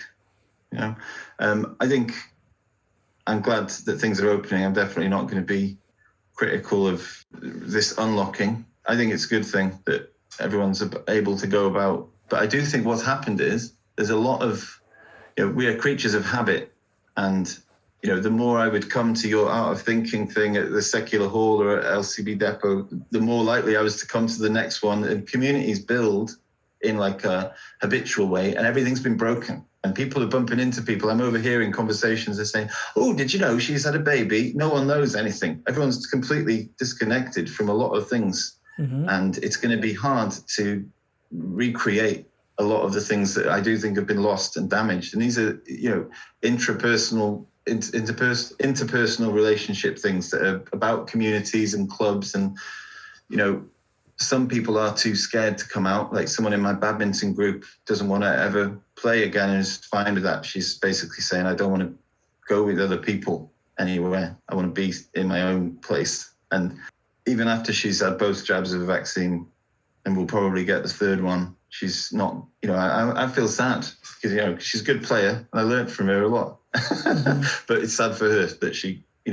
is going to be permanently affected by this, it seems. And I've noticed a lot of psychological things with my own self. Like the first time I was in someone else's house and they gave me a glass and I took a sip of it, I actually vomited. Like I ran away to the bathroom and I was sick. Like the idea of having someone else's glass and someone else's hand on my glass, it made me, people are feeling disgust sensitivity. And even with all the unlocking that I welcome, I'm convinced. There was a TED talk from 2012, right? I shared a few times this year, which is talking about how they knew back in 2012 that disgust sensitivity was connected to xenophobia and homophobia, and that it's generally, they proved that all you needed to make people answer questions differently on a political questionnaire and make them more extreme in this, what is considered like generally more right-wing way, was to put like rotten food in a bin near them, right? And that would light up enough neurons about disgust that would affect the way they made their decision about morality.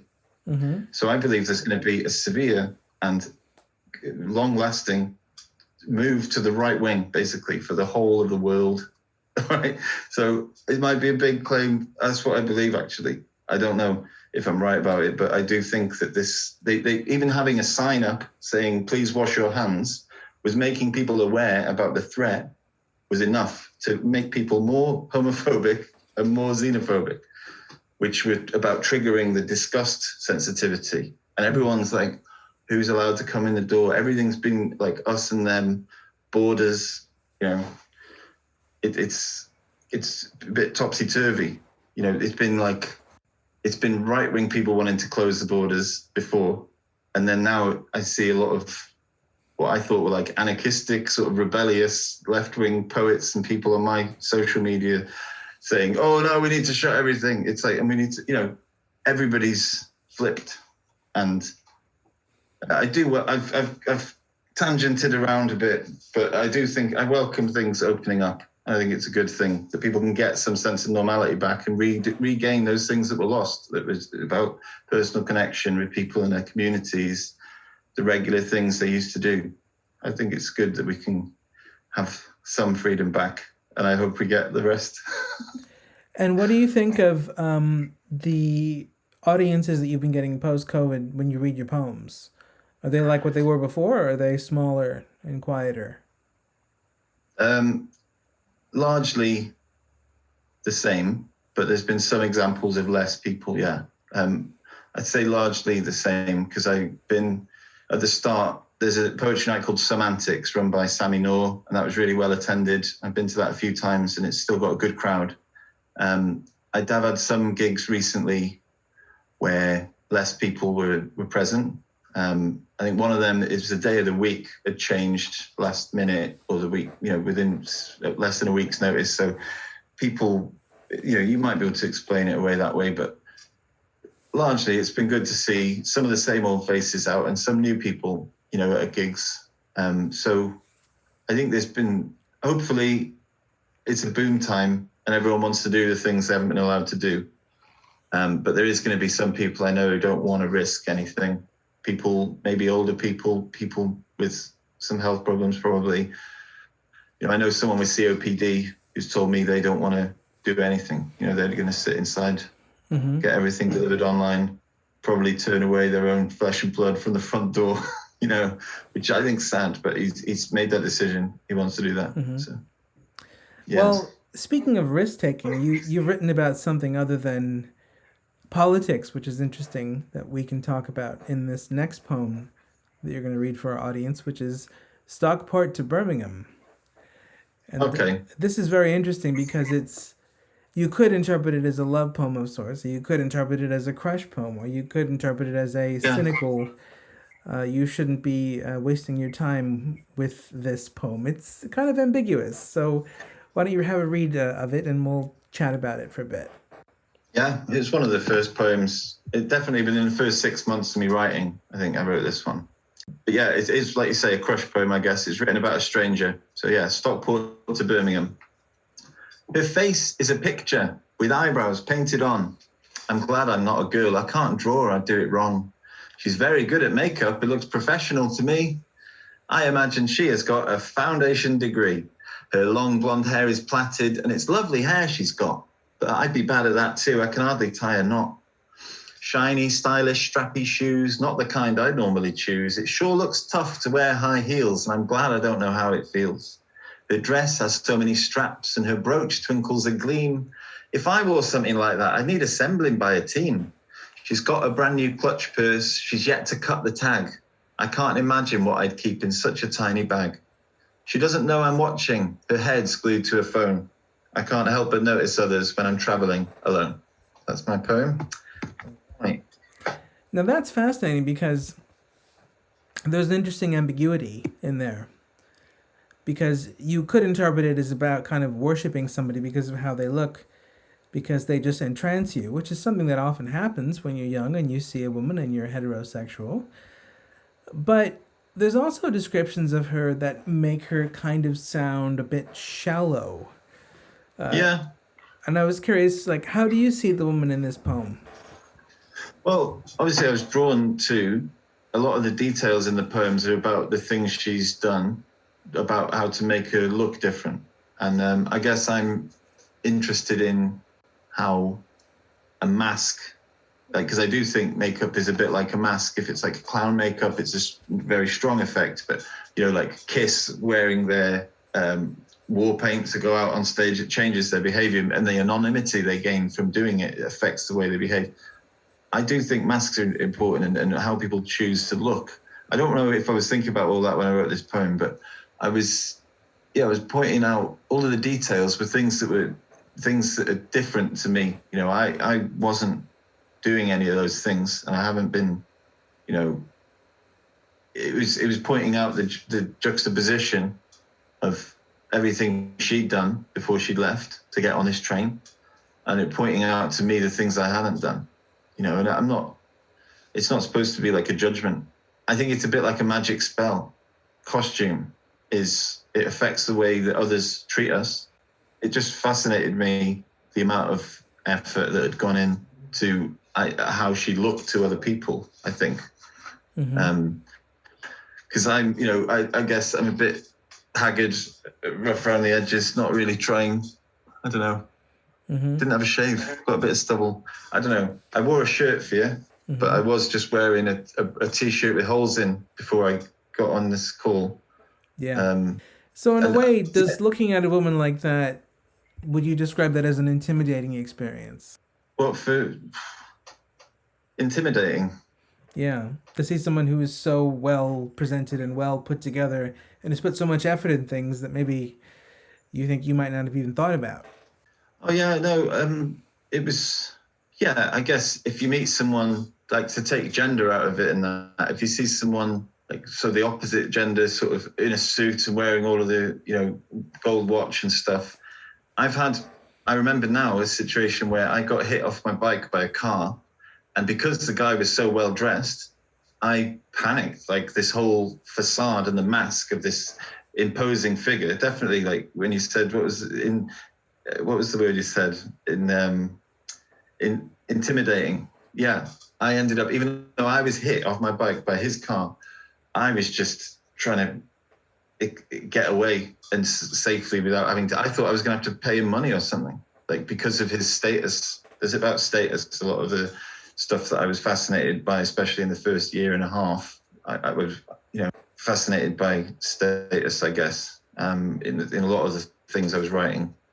So it is intimidating, I guess. Yeah. Yeah. Well, I can certainly understand how you feel in that regard. But there's also a little bit of you sometimes that might be thinking, well, maybe the reason they look so much, more well presented and well kept is because, they're really into their appearance and they're really into making an impression on people. And maybe there's something about that which is either unpleasant because it's narcissistic or unpleasant because it's really image conscious, or there's something about that which maybe draws you away from it as much as it draws you to it. I guess in my life and my personal relationships with other people, I know very few people who spend a lot of time on how they look very well. Most of the people I know well are people who don't really, say, use much makeup, or, I guess I'm sometimes like when I was feeling lonely and I'd go out somewhere and I'd meet someone and she had a made up face, I found it difficult to connect with people who it is like a mask to me. It's a deception that I found difficult to get through. And I don't know if this is just my own issue with it, I guess, that, but I did, the people I know in my life, very few of them are super into how they look, except because of I work doing performance stuff. When it's on stage, when it's in front of people, you glam up and wear all the gear, and it's to wear the mask that changes your behavior to do that task. So in its own role, I'm not a nightclub person, so I don't like going somewhere where you can't hear people talk. It's just maybe the aesthetic stuff is just not a part of the things I'm interested in so much, Mm-hmm.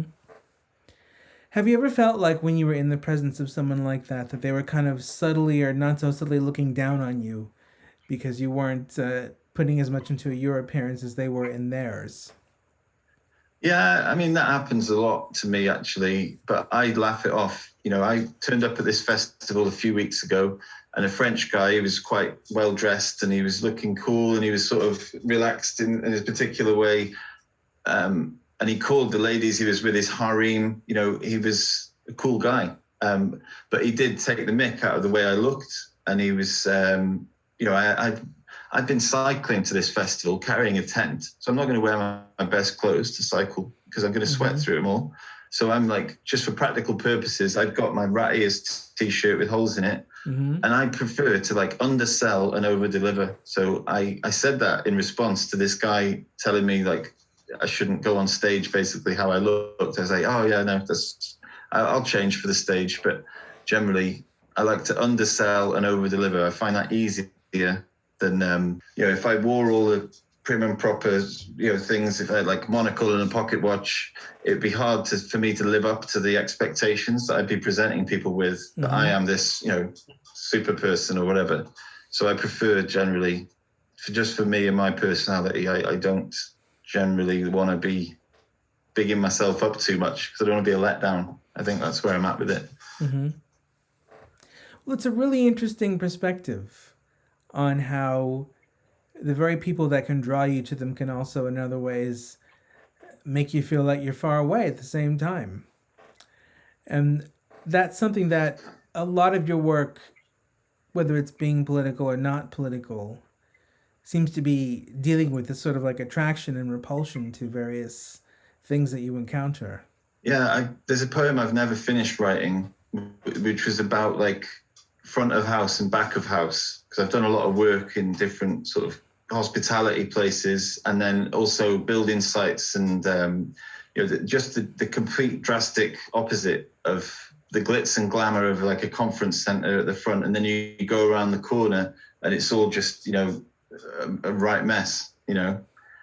I quite like the opposite of that. And then I wanted to fuse as well this idea of the unwelcome guest, because I turned up to this gig once and I was a bit drunk. I'd gone to another gig, it had gone over long. I was supposed to be there an hour before, and I turned up there and they've closed the bar and they've closed the shutters. And instead of the welcome that I usually expected at this place, because they would love to see people come in and come and see a show, everybody was super cold to me. And I just I haven't finished writing this idea out, I guess, but there's definitely something about this, definitely something interesting to me about opposites. I don't know where I'm at with it. Mm-hmm. Yeah. Well, do you think a lot of people in general, in different ways, whether it's clothing or through other things, like to wear masks? They don't like to just be themselves. They like to have something either in them or on them that makes them a bit super what they would normally be like without it. Yeah, I do think, like, I think back more to when I was like adolescent and not necessarily so much as an adult, but then again, I'm someone who at 30 years old, I started wearing Poetman t-shirt because someone in the park like told me, "Oh, you're that Poetman," and they was shouting "Poetman" to me, and I just thought, "Oh yeah, I've got this mask I wear for performance for the particular role. Maybe, I'm not using it as a sort of magic spell when I'm out around cycling somewhere, but when I'm in a particular domain of like there's a mic stand and I transform into Poetman with this mask thing in a more relaxed social setting. People are, a lot of these, like, I'm thinking back to like being at college, you'd have different people all dressing similar ways grouped together, and I might start, altering the way I look to be more like them. I was never very good at it because I hate shopping. Generally, I don't like going in and buying clothes, and I was mostly, not really fitting into any group. I guess most of my life, I don't really feel like I went through a phase of like, oh, I'm a goth, oh, I'm this, I'm that. Never really trying to. It just looked like a lot of work. Yeah. To me, I couldn't see the reward for the return of it. Like, I couldn't see the return in getting. When you wear your Poetman shirt and you get on stage, Yeah. do you feel a unique sort of high which makes the set easier?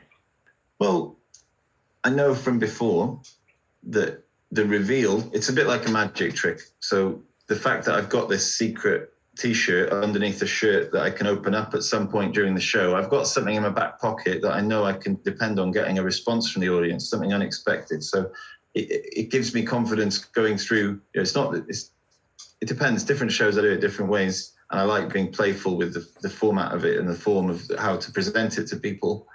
But knowing that I've got that in my back pocket ready to go, I have like a line that I end up doing like some fire magic at some point, and I have that in my shirt pocket, and it's another thing that I know I can depend on that gets a strong response from the audience. So it does give me confidence knowing I've got somewhere to go. I'm not completely going on a total, on a limb, on a branch, going out into nowhere. I'm going somewhere where I know there's things I can do.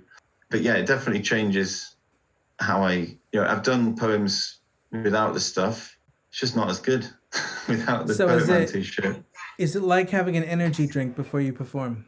Well, I'm against energy drinks. I like coffee. That's a good energy drink. Yeah, it's definitely a bit of a boost, though. Yeah.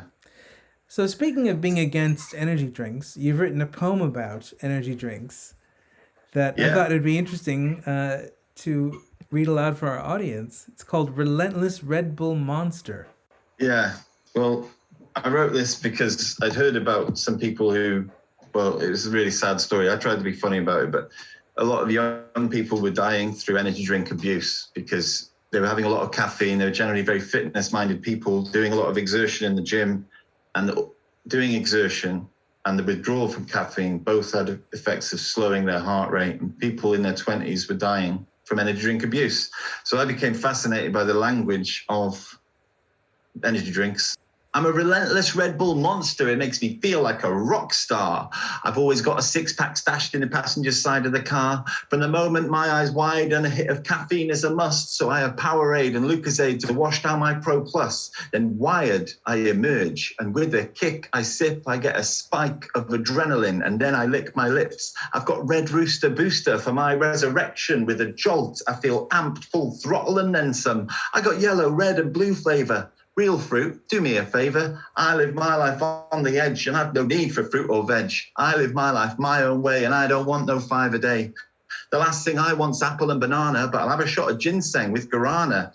Open a can of whoop-ass to feel the burn. At maximum velocity, I can't even turn, but the upshot is I'm blue charged to the core as I redline for more talk and refuel for more. I've got venom, animal rage, crunk juice topping up my diesel gauge. So be it if I'm nossed up. I've got no fear. There's no worries for me. The end of my kidneys is near because I've got some Barocca. I feel robust. I've got Red Square and Wicked at night. There's no fuss. I just rip it and sip it and tip it all back to wash down chalky protein snacks.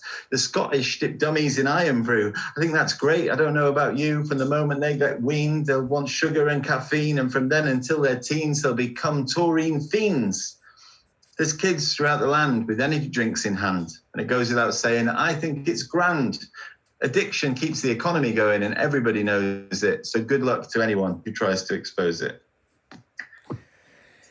That's very interesting and provocative. I mean, I find it a very interesting poem in part because I don't know anybody young or old who does energy drinks, or at least I don't know anybody who admits to taking energy drinks.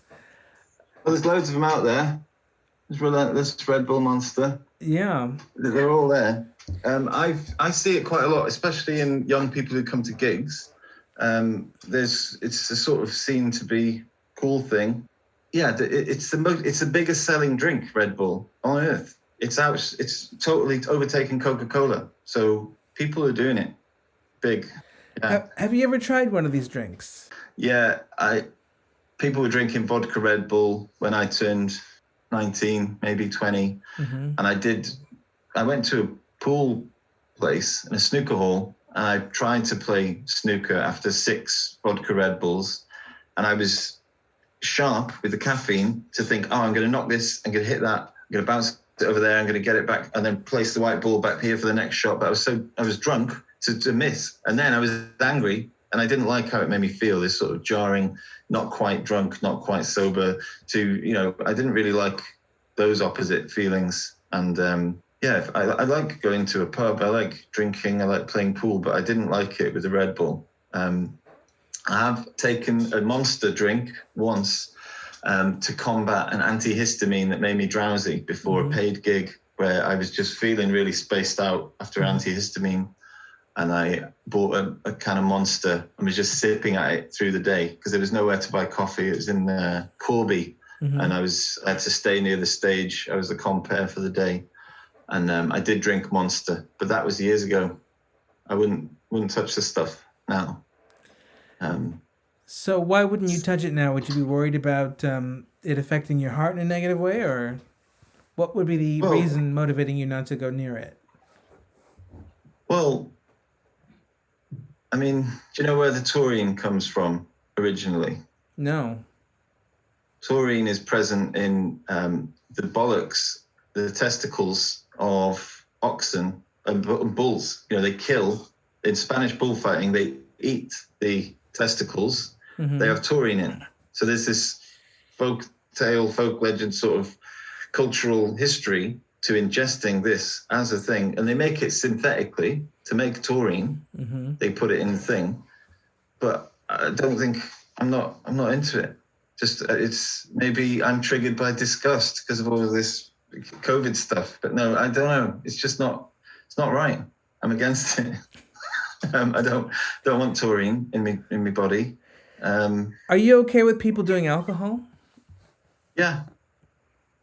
Do you think alcohol is superior to the energy drink in terms of it being a recreational pastime for people? Yeah. I mean, obviously it can be abused like any drug. But people, I don't think that energy drinks are drugs. They are persuaded by marketing, I think, to think that it's just like any other soft drink. They don't look like what we normally consider a drug. They do have their specific vocabulary that I point out in the poem. Everything's like rush and thrust and nitro. It's all this like energetic language, but it's not. They are being sold as a sort of tonic drink. They give you wings. They have this. It's more than a soft drink, but people aren't really considering them to be drugs. That's what I think, and to some degree, that's the same with coffee and with tea. People don't consider them to be drugs, but they are. And with alcohol, I think there's I mean, I'm going to go back to the Bronze Age here now, because alcohol is culturally important.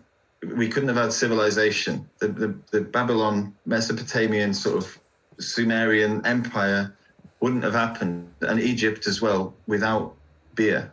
Making the river water safe to drink by putting in yeast that would have like by putting in something at the micro scale that would outperform the bacteria and viruses in the river water.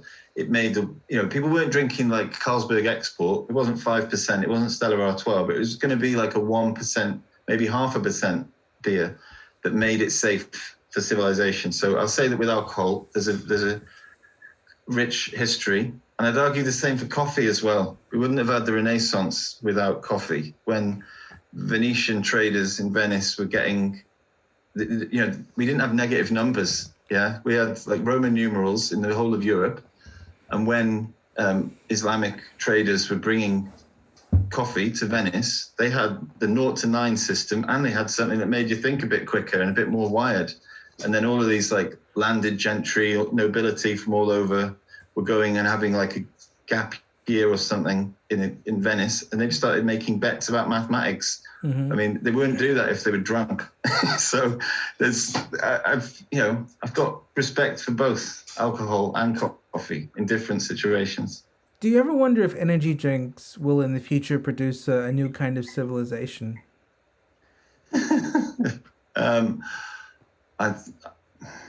If they did, I'd be, there'd be someone like me 1,000 years from now singing their praises. But I hope not. That's what I think. Do you ever imagine like somebody who starts out maybe an unconfident sort of loner person who after a lot of energy drinks becomes much more confident, much more capable of communicating effectively, doesn't take any shit from anybody. He'll protect you if anybody bullies you. He'll even go to prison for you if it means being loyal in some way or helping you fend off someone that's attacking you. And all these people become this way because of energy drinks. And in the future, we have this much more tough kind of protective society of people who are much more brave and willing to take risks because of energy drinks. Have you thought of that?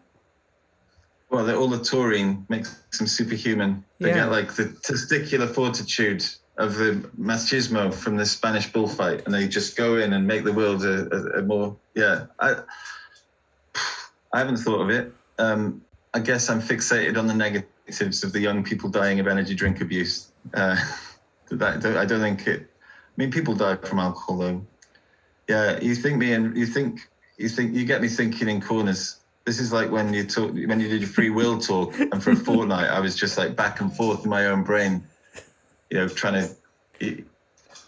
Yeah, you might have got me here. Well, I've never had energy drinks, so I'm not an expert. But I'm thinking about these really cool, amazing, tough people that don't take any shit that might have evolved from generations of energy drink consumption. Well, there's the people like. When I post my Red Bull poem, some people who love Red Bull, they will leave a comment where they've got like a whole stack in their house of like a wall built out of energy drink cans from left to right, like a 6-foot wide wall, all of like Monster cans. I mean, the thing about Monster compared to Red Bull's the small size. Monster, there's more.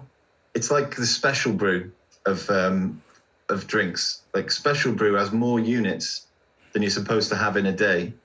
As a person in one drink, supposedly, if you can have if you go by what they recommend you have, it's more than you can, it's definitely a lot more than you can drink before you can drive a car in one drink. Monster, it has more than you're supposed to have of caffeine, and it's too big. A shot of espresso is a strong drink. There's a lot of coffee in it, a lot of caffeine. But yeah, I prefer to drink shot for shot vodka against someone drinking shots of espresso because I'd go crazy. Whereas energy drinks, people just knock them back, and it's all, synthetically made chemical sugar. The sugar's bad for you. Maybe they would make a super society of people with energy drink, but they'd all get diabetes and die. That's what I think. And you don't think that would be like a worthy sacrifice to create a better world? You're relentless, like the drink. I think, I don't like that they sponsor all the stuff young people are interested in. I think I'm too weighted against it with my prior bias against them already, but I don't think that it's going to lead to the utopia. Mm-hmm. The fact they just like Red Bull funds loads of like BMX and skateboard and stuff like that. Mm-hmm. It's just to get it's just to get their name in people's faces, just like Coca-Cola and the others. And they're just marketing bad, unhealthy things. It's too much sugar, let alone the caffeine. Would you say that, someone is misguided if they think that all those things you just mentioned are actually quite important things for young people that make people feel a sense of self-esteem, help them have fun with each other, help them push their limits athletically, that those things are actually quite wonderful, empowering things for young people? How young? Kids are drinking it, like 10-year-olds. Let's say teenagers, for instance, that all those things that you mentioned are actually good for growth and pushing boundaries within oneself, taking risks, being athletic, all those kind of things. I would say that it's better to learn to be able to do those things without, especially for children, they shouldn't need to have a crutch of an energy drug, because it is a drug. So they can learn it without needing it. Basically, they can learn all that stuff without needing to have constant consumption of these expensive and unhealthy drinks. What would you say to somebody who says if you banned the energy drinks, they're just going to go to Coke and candy and do the same stuff? Well, I'm not saying they should ban it. I'm saying, people should, I hope that people would know that it is a drug, because people don't seem to treat them like drugs. People can choose to do what they want, but I prefer adults to choose and not kids. Yeah, they would go to Coke, and it's a thing for, I've seen people, it's up to parents to police what their kids eat and drink until the age where they can make a decision for themselves. And yeah, we eat more sugar in the first 8 years of our life in this time than our ancestors would have had in their whole lifetime. We've all got a problem with overindulgence, I think. What do you think about parents who want to give their kids Coke and candy because they think it'll make the kids more interesting and exciting people? Who thinks that? Yeah, it makes them difficult to deal with. I haven't got any kids, but I've got nieces and nephews. Mm-hmm. And if I took them out for the afternoon and I fed them with Coke and sweets, sent them back to the parents are not going to be happy with me. And I don't think you could find anyone to argue that it's going to make them a better, behaved child or something. They go crazy. What about somebody who is very shy and introverted, and their parents think that if we gave them some candy and Coke, they'd become much more extroverted and they'd have better friendships with their peers? Well, they're going to get, it's all sugar. They're going to get fat, and then everyone will, people judge them for being fat and they will be excluded. So it's not a good long-term strategy. And you don't think that the energy that comes from the Coke and the candy will actually help them also be interested in fitness as well, because fitness tends to go with energy and energy drinks and all that kind of stuff? Well, I've drank Lucozade Sport and eaten Snickers and Haribo, and I did one day when I only ate that, but that was the day that I cycled 100 miles from Leicester to Skegness. It can be a source of sugar.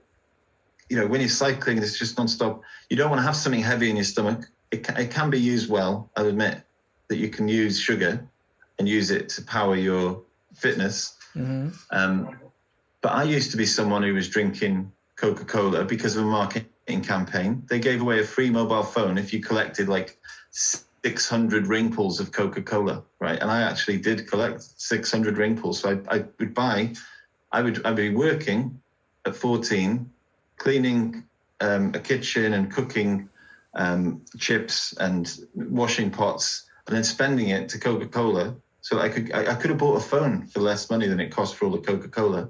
I had a problem with too much soft drinks. So maybe that's why I'm so vehemently opposed to all of these ideas you've got about like the bringing in of, supercharged future of super kids. So you don't think that your experiences with Coke and things like that made you more interesting? I put on 3 stone, mate. I put on 3 stone. I started to wheeze up hills, and I was only 20. I weighed, the scales went right round. I was over 20 stone. It wasn't useful to me to have all of this extra sugar. I'm getting massively I'm getting wound up more about this than anything else, because I feel like it's so far from reason. What's going on? Okay. Well, I mean, it does seem like one immediate drawback of too much sugar is you'd have to have dental work done because you have toothaches, right?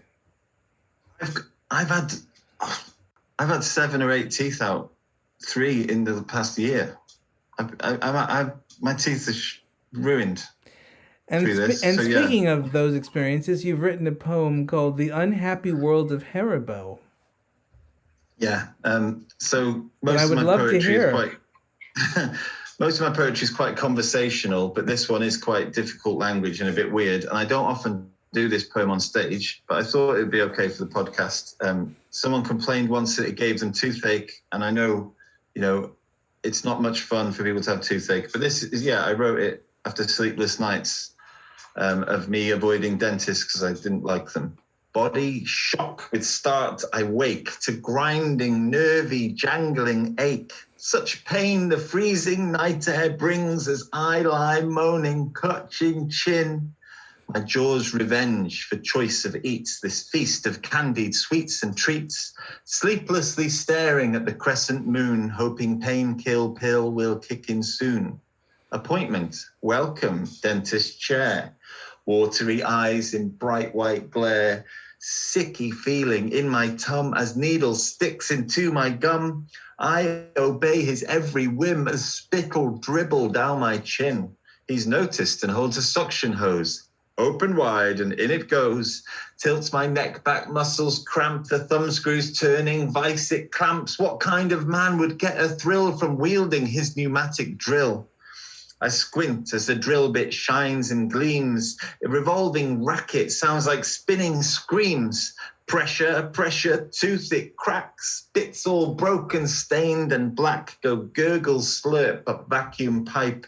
Infected, acrid stench so ripe. Sour tasting, chalky dust. Surely will end soon, it must. Procedure complete. Such sweet relief. Thank you for fixing my teeth. That's my poem, The Unhappy World of Haribo. Now, what is the World of Haribo title have to do with this poem? Oh, well, the slogan for Haribo was the Happy World of Haribo. And I just saw this as the other side, because I used to eat Haribo all the time. And it was a big contributor. The sour stuff, malic acid, more. I loved it. So this almost was like a punishment for all of that self-indulgent with sugar that didn't make you more interesting, but made you somebody who had to be operated on by dental people. Yeah. I wasn't going to dentists, and I didn't like them. And every time I went, they'd be upset with me because I wasn't going to dentists, and they didn't like me. And it was horrible, and it was uncomfortable and weird, and they jab you. I don't like it still. Yeah, the dentist is a very strange kind of experience because it's probably, I can't speak for you, but the most pain I've ever had in my life I've had in a dentist chair. Yeah. And the only reason I was in that chair is because if I wasn't in that chair, I'd have pain at home, which was almost as bad as that. Yeah. I had a problem with codeine for a while because I would mask the pain with codeine, and you're only supposed to take it for 3 days. I took it for 6 months, maybe even longer. I started to trick myself with these stupid things, saying like, oh, why don't you just take one in case you get pain?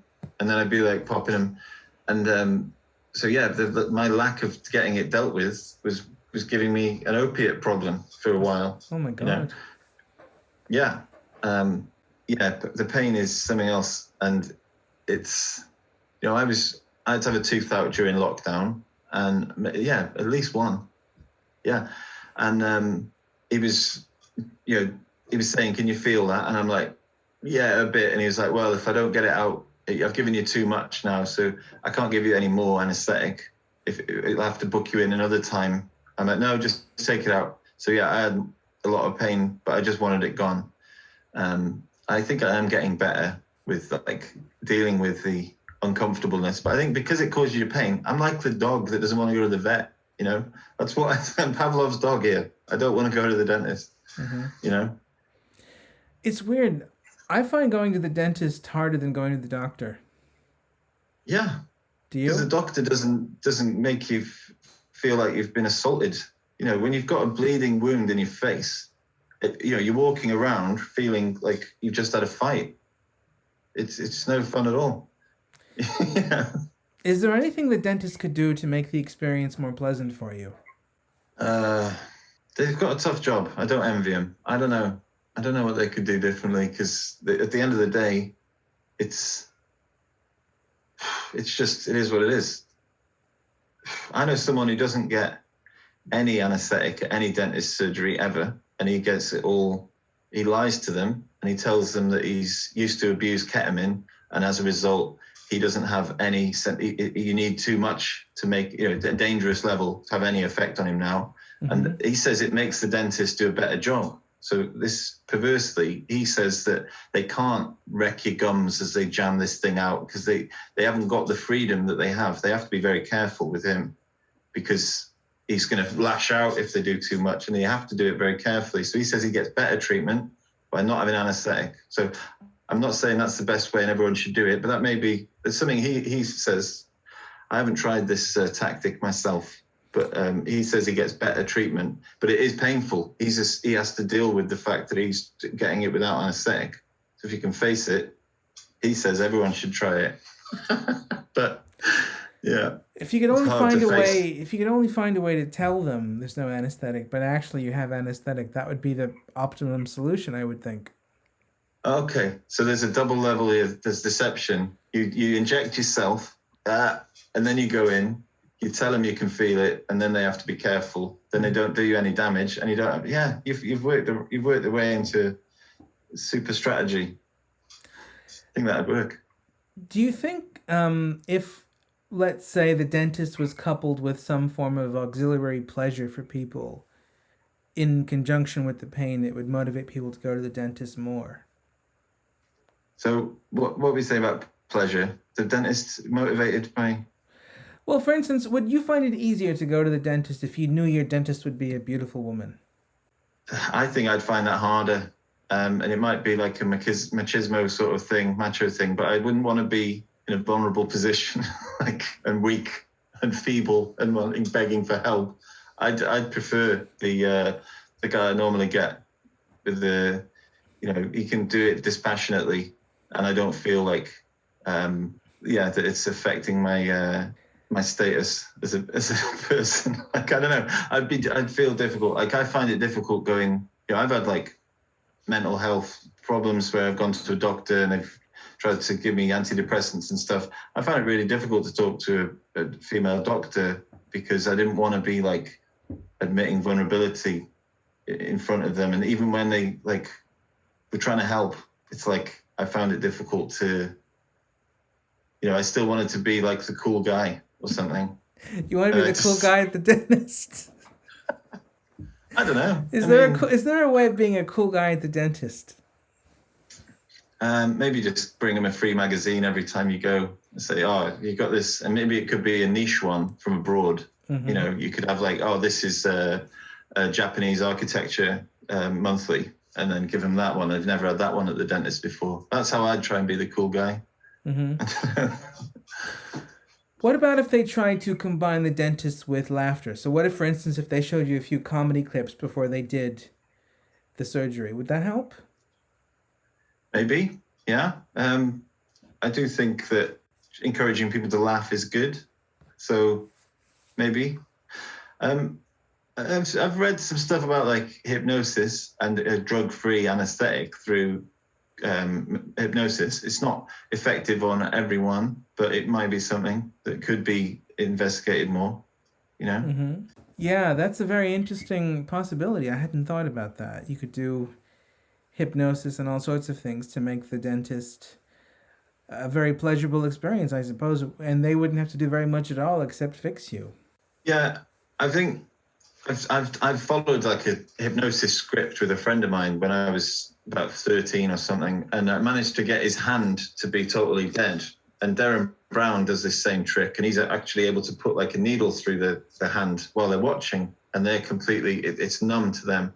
So it's about like using language to create a connection between the words you're telling them and some physical, bodily response thing. So it could be possible. I think it's harder near the head because I don't know why I'm thinking that, but I think it was easy. The extremity at the hand is far away. It was, we tried doing his whole leg and I couldn't get it to work for him. But it was just a bit of fun with hypnosis.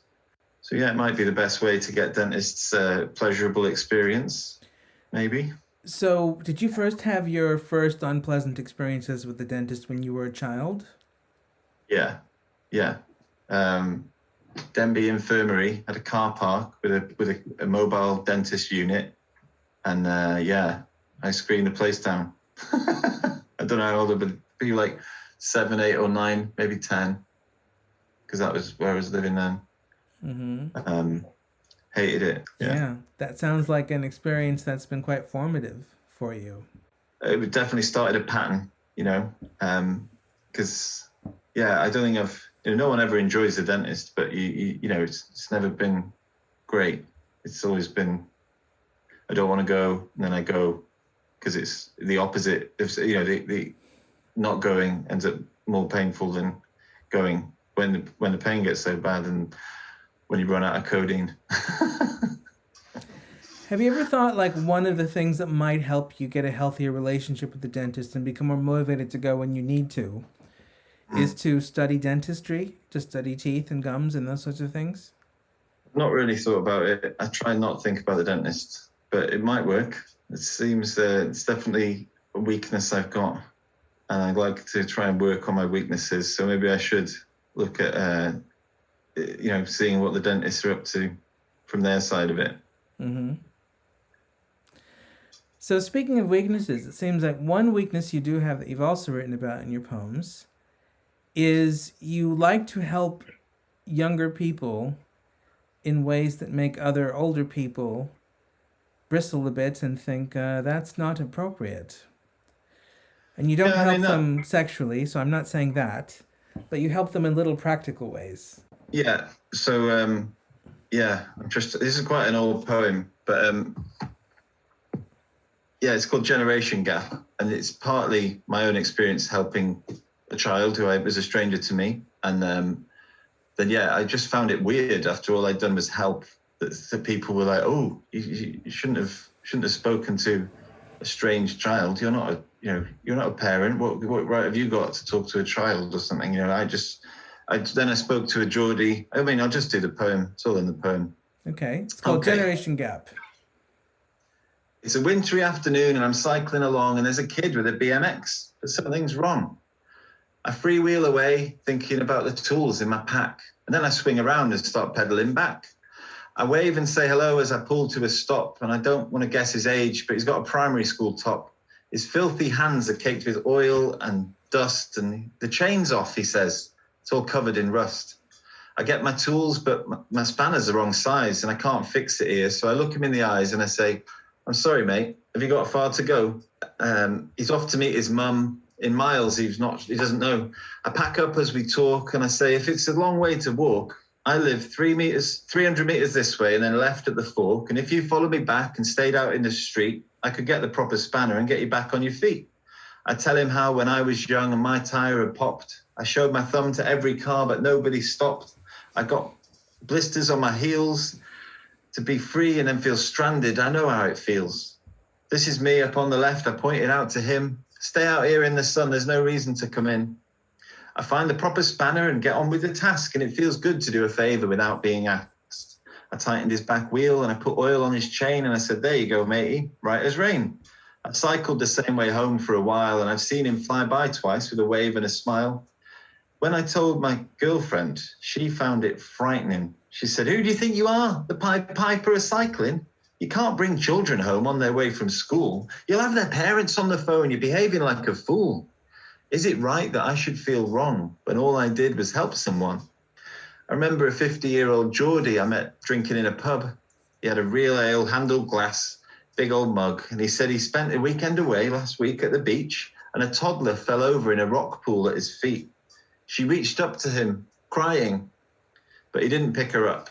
He was horrified what people might think if they saw him pick her up. He found her parents a little further inland and he beckoned her to get up and follow, but refused to hold her hand because of the conclusions people jump to nowadays.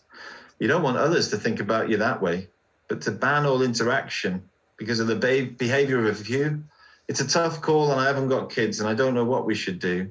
But if adults feel like interacting with children is a trap, then I fear that this will generate a generation gap. So yeah, that's my poem about that. That's very interesting. Now, I suppose you're right, this is a difficult issue. I mean, the difficult issue is people have become aware that there are male pedophiles. There are also female pedophiles too, but for whatever reason, the male ones are the ones people are scared of. Well, I do think they're more numerous. Yeah. And because of this, now most people think, unless it's your kid, if you're an adult male, you should stay away from them unless you're like a teacher or something. I think the problem with that attitude is that the facts are that most of this horrible sexual abuse of children, it doesn't happen from strangers. So all of this panic, like this Geordie I met had and my partner at the time had about me interacting with a child that was a stranger to me, the panic people have isn't connected to the actual danger, which is what most of it happens with people in their families and friends circle. It's that's where most of these sexual offences with children are occurring, because of like proximity and access. Your parents are protective and always have been of children, and they are more aware now. Most people will know somebody who, or if not, they'll know somebody who knows somebody who's been affected by this sort of problem. And they generally, the cliche thing or stereotype thing is still like, I think it's like, scout leaders was a big thing. Obviously Catholic priests was a connection with sexual crimes and stuff. It's so it's the worst sort of betrayal because you're giving somebody, if you're a parent, you're giving the child into a trusting person or you're trusting them. It's absolutely abhorrent to, So yeah, people have a fear over this stuff, but I guess my poem is just about that. If basically if you just ban all interaction with between children and adults, then everyone isn't going to get that connection to their elders. Is the problem? Is what I think. And the other day there was some geese and swans, and they had their litters, a litter of I forget what they're called now, but basically swans can be dangerous, and they can, especially when they've got kids with them. These kids were playing, and it was the boys. The girls were staying at a distance. The boys were trying to sort of show how risk-taking they could be and outdo each other in getting closer to these swans. And I was going to go and tell them off, yeah. And then my partner who was with me, I was grumbling to her, they shouldn't be doing that. I'm going to go over and say something. She's like, no, don't do it. And then I saw one of them. I saw a stone thrown at this swan. So then I'm letting go of her and I'm storming over there because I'm like about to tell them that they're going to be in trouble, not from me, but from the swan. Yeah, they're being stupid. They're harming wildlife or nearly doing it, and they needed to be told. And then she was saying, no, come on, it's not your place. But when I was misbehaving as a kid, I'd get told off by other people's parents. It needs to happen, I think. And in the end, I didn't say anything to these kids, and their parents came over and they told them off. But should be allowed to tell other people's kids off is what it sounds like, isn't it? Well, I mean, what would you say to a frustrated parent who says, it's not your job to tell my kids off, it's my job, so stay away from my kids? What would you say to that parent? I'd say, well, it's good for you to take that responsibility on. And if you're not doing that job, I'll step in for you and cover for you. Because if they're behaving like little shits, they need a telling off. And what would you say about people who say that, young people don't need the experience of being with older people because older people don't have much to offer young people and they're kind of backward and stupid, and the younger generation is more educated than older people. So really, older people are more of a hindrance to young people than anything, and they should just stay away from them. Well, I think if you took that to its extreme, it goes towards sort of Lord of the Flies situation. I don't think it's wise for people to assume they know more than people who've lived longer. I know I've personally benefited from friendships with older people, and even just casual acquaintances, hearing the stories of the people in the nursing home, hearing people tell me about what they went through in World War II and stuff. I think there's a great and vast treasure trove in the elders, and that people who are blind to that are missing a serious part of what it's like, what the point of being a human is, because it is all about this living connection and cycle. We all become old, and they've lived through a lot, they've experienced a lot, so they have experience that we don't have as young people.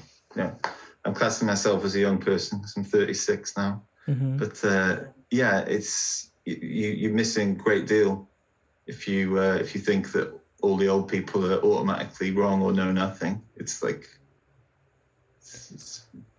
What would you say to somebody who says, I don't want my kid interacting with older people because older people were more likely to vote for Brexit than younger people? Well, I don't think it's a problem to have people present ideas to you. I voted to remain. I've had conversations with people who voted for Brexit who are older, and it wasn't like a problem. You can disagree about something, and it's not actually, you've got to trust the individual who's being faced with this new idea to make their own judgment about a thing. And you could, if you blanket ban people interacting with people who don't have the same ideas, it's going to make it, I think, perversely more attractive when the first time they hear it, having never heard it their whole life. The thing is, when you're presented with an idea that you disagree with, you are given the opportunity to back up why you think the way you do, and to really think through and try and convince that other person. It's the old ancient Greek dialogue. They were right about how the truth is somewhere between all of us fallible, people who are trying to be right but always going to miss the mark. So I'd let them talk to anyone.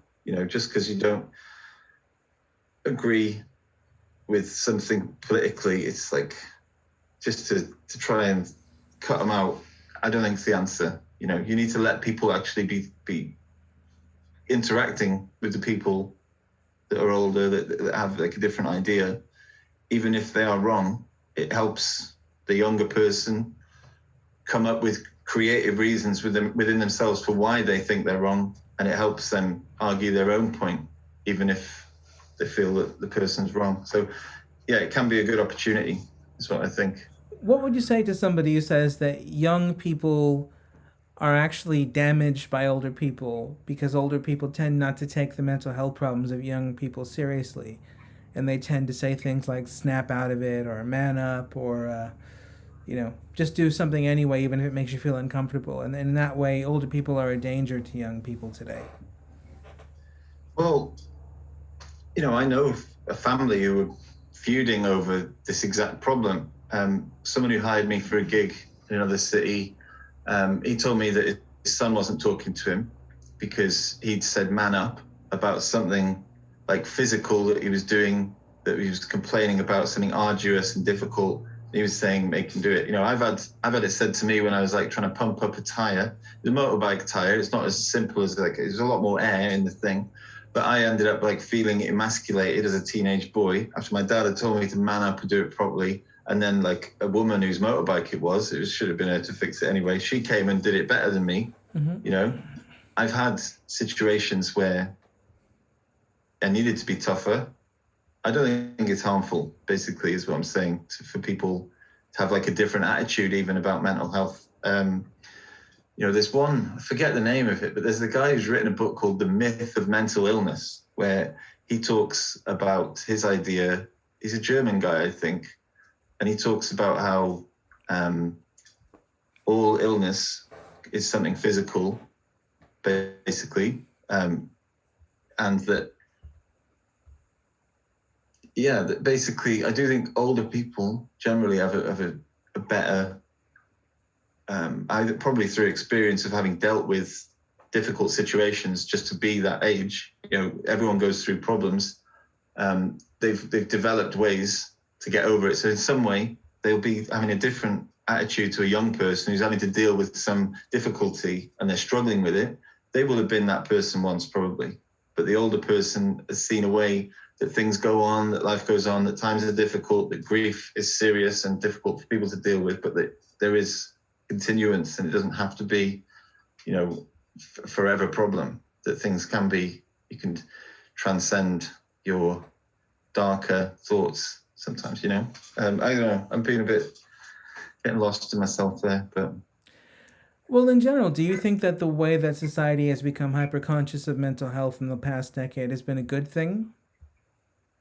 I honestly think that they've rebranded mental illness to mental health. So mental illness and the whole thing that psychiatrists were doing was dealing with people in, you know, serious mental problem conditions. So you're dealing with people who've harmed other people or harmed themselves. They're trying to write their diagnosis textbooks to explain the people they're trying to help, who are the edge cases that are very difficult and in horrible situations where they have serious problems. The issue now is everyone's talking about mental health, but it's like it's been rebranded for everyone now. You know, so I think we've imported this from America and their whole, you know, the people in their celebrity culture have been talking about therapy in all of the shows that they do. Yeah, I think it was Ally McBeal was the first show I saw where they were like making Prozac part of the storyline of a TV show and bringing it into popular culture. You know, they had a lot of interesting, I liked Ally McBeal, the show. So they had a lot of stuff where they would like hallucinate something weird happening. So there's this like idea of intrusive thought being brought in as a storytelling device. So yeah, I thought it was an interesting show. But I do think that now it's not about mental illness. It's about like, it's not about the extreme case. It's for everyone. And we, you know, I don't know, sometimes I spoke to people who end up talking like their therapist and they use the mantra, they say the line, but they seem to still have the problem. And I don't know if that's just the people I've dealt with and spoken to, but I've personally found a lot more help.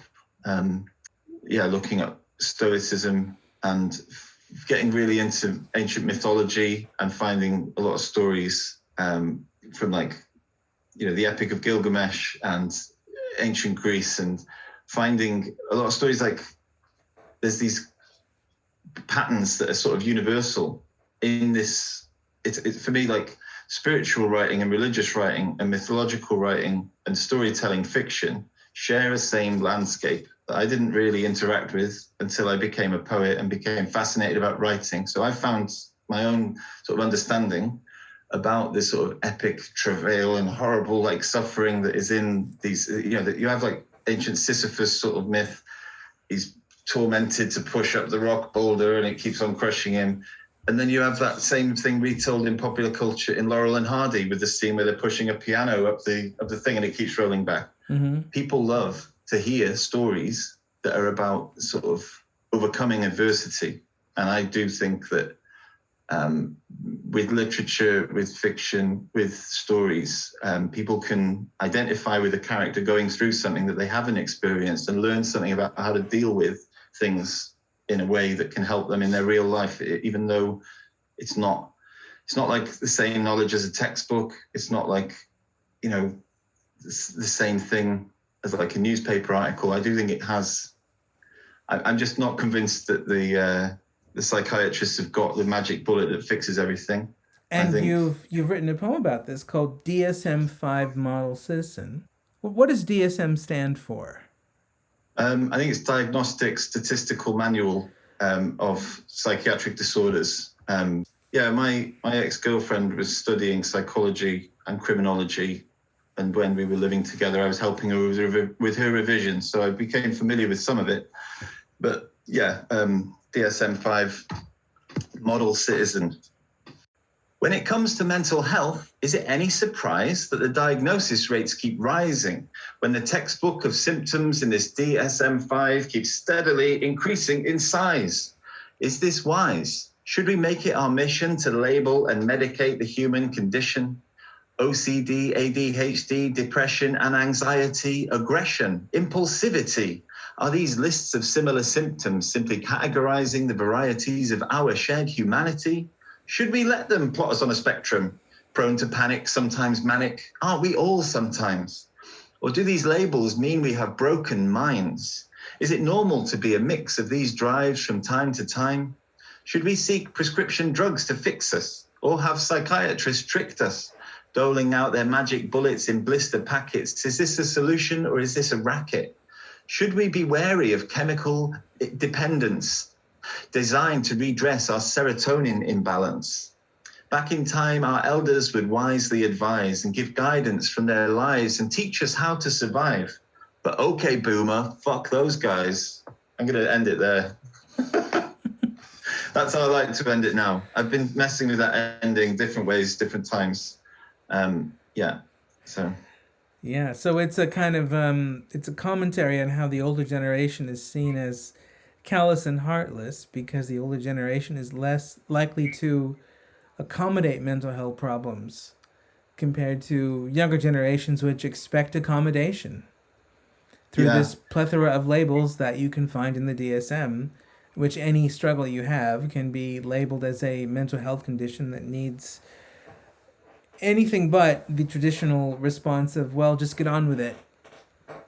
Well, I just think it's not a very good idea for people to be Google doctor and you can find like a horrible list of symptoms and think you give yourself cancer or something. It's never, I think there's a similar problem with this in mental health things. We were all doing personality disorder tests at like 18, 17, 16 years old online. And we were finding out, I'm 67% neurotic, or like I'm 54% histrionic. And we would find what these mean and what they mean. You know, we'd find some information about them, but they all, because of their development for dealing with extreme personality problems with people, and the fact that everything's now about like personality disorders, it's not like, something like schizophrenia was used because of high profile cases of some people with schizophrenia doing horrible things to mean like, they're, psychopath.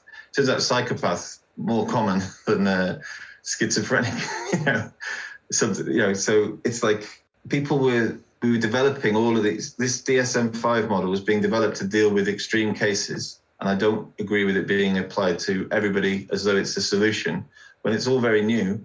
And Sigmund Freud had a lot of ideas that have been proved wrong. I'm just thinking like, I don't know, I wrote this after speaking to a 19-year-old lad who I know is a poet, and he was asking me to help him through all of the horrible side effects, which were going to last for weeks. And he knew that, and he was going through knowing that this was going to like change his personality a bit, and that it was going to be difficult as he was going to be experiencing worse problems for a while before it was going to get better. And it sounded like a nightmare. Like he was having like waking nightmares. And I don't know. I sat down after doing this poem and a guy told me that he thought that I was calling him like a second-class citizen because he's medicated. And that's not what I intended to do at all. I was just sort of poking at the orthodoxy that everyone's supposed to say that they know everything.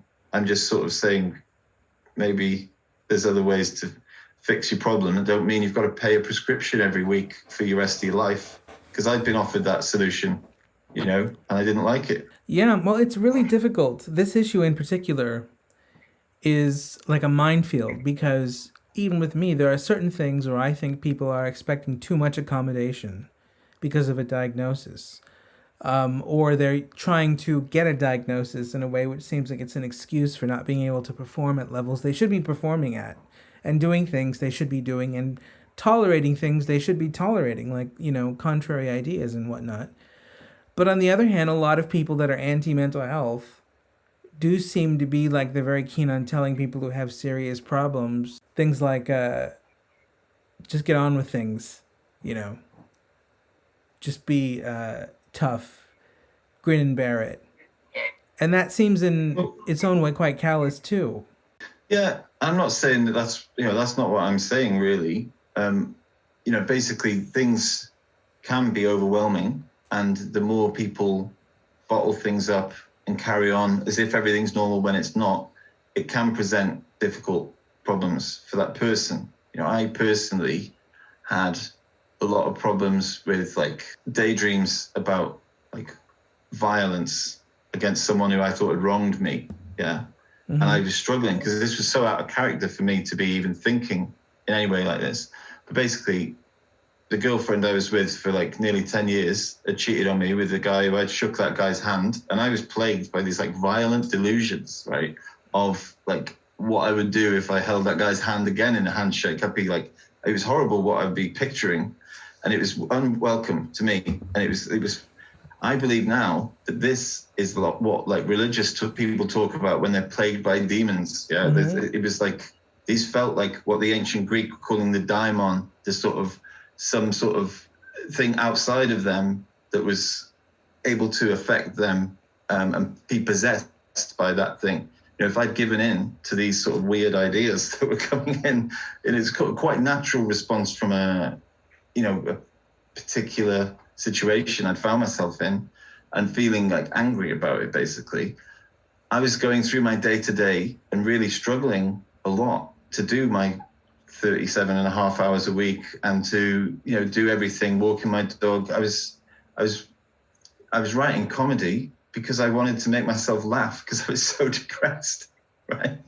So, I was really struggling. And now I see it as like, I was watching basically a Jordan Peterson video where he talks in his biblical lectures about how betrayal has an effect on people where it's no longer, you don't trust that person who you've been betrayed by. It doesn't have to be in a relationship thing. It could be a business relationship thing or a friend who's betrayed your confidence. Like if you feel betrayal like happen to you, mm-hmm. you no longer trust that person, but you also no longer trust your own judgment. And you are no longer in the same sort of psychological place as you thought you were, because everything you thought you'd worked together for with this person, the reason betrayal hurts is because it's with someone that you've got a like trusting relationship with. So you no longer feel in the same place. Everything's undercut from under you. You no longer trust your own judgment, and you feel like it's painful to remember all of these, like they keep coming at you, all of these like memories of like clues you should have noticed about the person. And then, like weird, like violent things were happening with me basically. And the more I got like everything worse financially was getting worse because, from paying half of the rent, suddenly paying the full amount, my outgoings were equal to my income. And I was eating porridge and that was it for like the week. I was paying 80p. And I was getting, the crusts from the bread at work because I could eat them for free because they were throwing them away in the bin. I was like losing weight and feeling horrible and trying to make people laugh with these poems. And mm-hmm. I basically now see that as a spiritual descent into the underworld. And the Poetman thing is like an attempt at like a resurrection story of like creating, so it's like, when you don't know what's happening, you feel lost, like with a capital L. I sort of see it now, my whole situation with, it was a descent into like a hell, a personal hell. I became, I was drinking more. I was causing problems for myself. I ended up, upsetting neighbors by making music too loud. I was doing loads of bad things as a response to this thing that had caused psychological problem for me. And so now I'm not saying that this is like the answer for everyone. I'm just saying that like I've been helped by reading mythology as a sort of weird pseudo-religious realization. So I'm in that position. I don't know if that makes sense to you, but there we are. So you can understand that there are genuine, real mental health problems. There are all sorts of strategies for dealing with them, but you think that the over-medicalization of absolutely everything and the mental health awareness culture about demanding endless accommodation for anything is pretty unhealthy. I don't know. I'm just glad I didn't end up taking the pills that they were trying to give me, because that would have made more problems for me. I don't want to say what is the best way, because I don't really know. I don't want to say it's unhealthy, because I don't really know for sure. I know some people who are medicated with serious things that it's helpful to them, but I know some people who've really struggled with the treatments they've been given, have given them horrible side effects and made them worse. And I guess, I'm just worried that people think it's going to be the magic cure-all when it hasn't really been for some of the people I know. These sort of giving them a diagnosis, giving, this is all the things you're good at, this is all the things you're bad at, and then they get a list of everything they're allowed to do almost in their head, and like, oh, I can't do this because I'm this. I'm not allowed to talk to strangers because I'm Asperger's or something.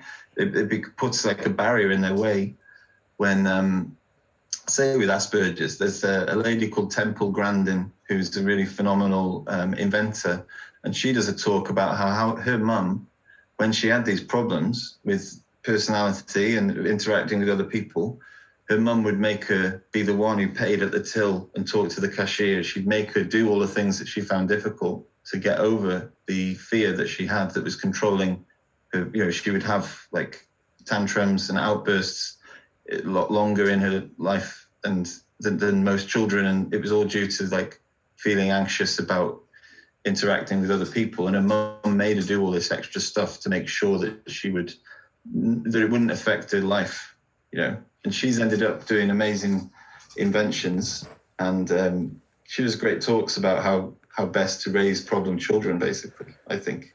So it sounds like what you want is something more loose and less like it's an attempt to make sure that everyone is completely safe and comfortable and functional in the most extremely streamlined, technically precise way possible. It seems like the kind of common theme in all of these poems is you don't like a society which is super controlling and trying to make everything perfect for everyone.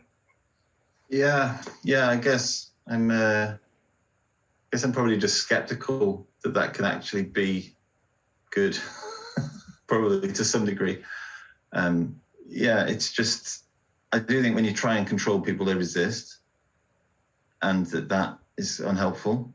I think I am more of like an open person generally, so I like to spend time with different types of people, and I think that I don't think I'd like to be in like a closed society somewhere like North Korea or something where everyone has to be. I mean, no one would want to be in North Korea, but even places like China and stuff that are doing better economically in that, I don't think I'd like to be in this place where everyone's got this particular path. They've got a track to go on. Everyone's supposed to be encouraged to do this certain thing, or they lose their rights to travel by train or something, or plane like they've got in China or something.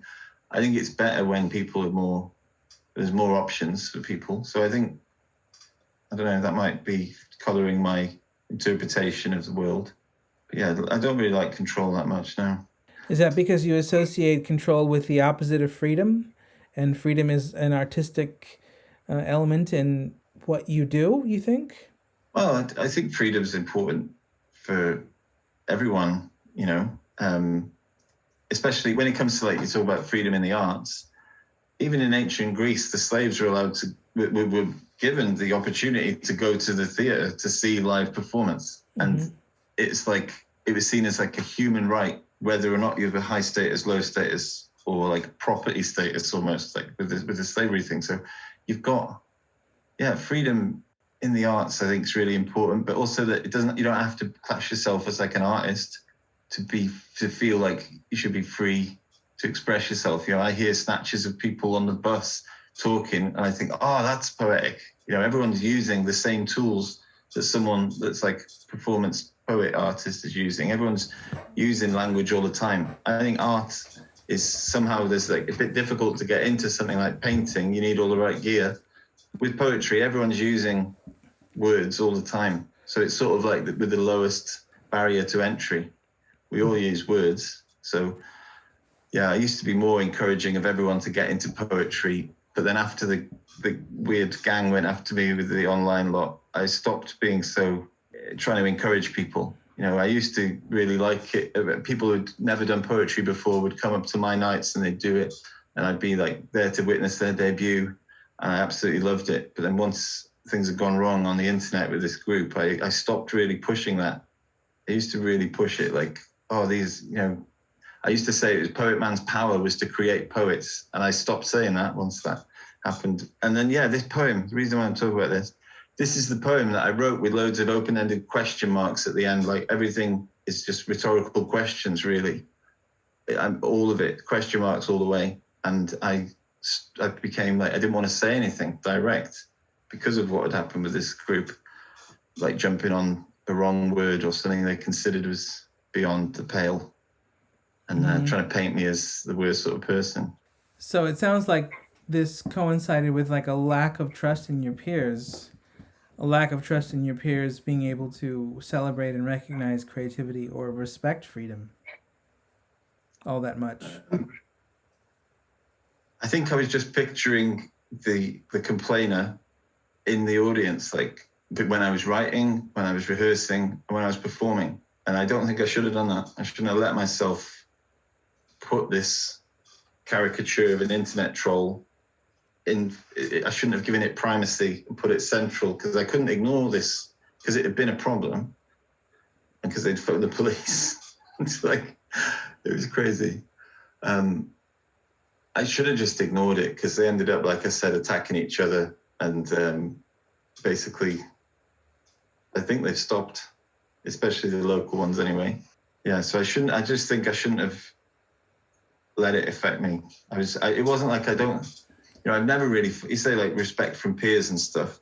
I've never really held too much attachment to, like, I feel like an outsider in the poetry world, in the comedy world, in the music world. I'm not doing strictly poetry. I'm doing, this prop stuff, and it's, rhyme, when rhyme's gone out of fashion. I don't feel like a proper comedian, because when I do comedy nights, it's like I'm doing poetry and the comedians are doing something different. With musicians, I use music and I make like silly rap songs and stuff, but it's not like I only know enough music to do what I want to do, which is, it doesn't have to be perfect. It's a comedy act. It's just enough, so I don't really feel like a proper, I don't think I never felt like I've had the respect of musicians before this problem, or the respect of peers generally. Like, I don't really feel like that's been something felt like I ever had to lose. So. But after the stuff where you felt like you were literally persecuted by potential audience members and peers, how did that change how you looked at the poetry community and your audience? Or did it? Well, I think the thing that changed my view on the poetry community is how many people were like supporting the bullies, and how many people were like encouraging them to do what they were doing, and it seemed to be blind to the harm that was being caused by their destructive behavior. Like, loads of people, just because they called themselves trans or non-binary and claimed a victim status, would use, they couldn't do anything wrong, so, and they were being encouraged even as they attacked other people. And that was what gave me pause for thought with the poetry community, I guess, online anyway, because online is, face to face, people, there's a bit of etiquette, a bit of rules. Online's Wild West.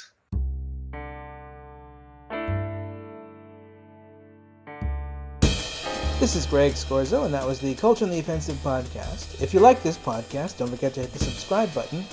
And if you're interested in any of the other things that we do at Coda Publishing, check us out at www.cultureontheoffensive.com. At Culture on the Offensive, you can purchase my new book, Post-Socratic Dialogues Love, available from amazon.co.uk and amazon.com.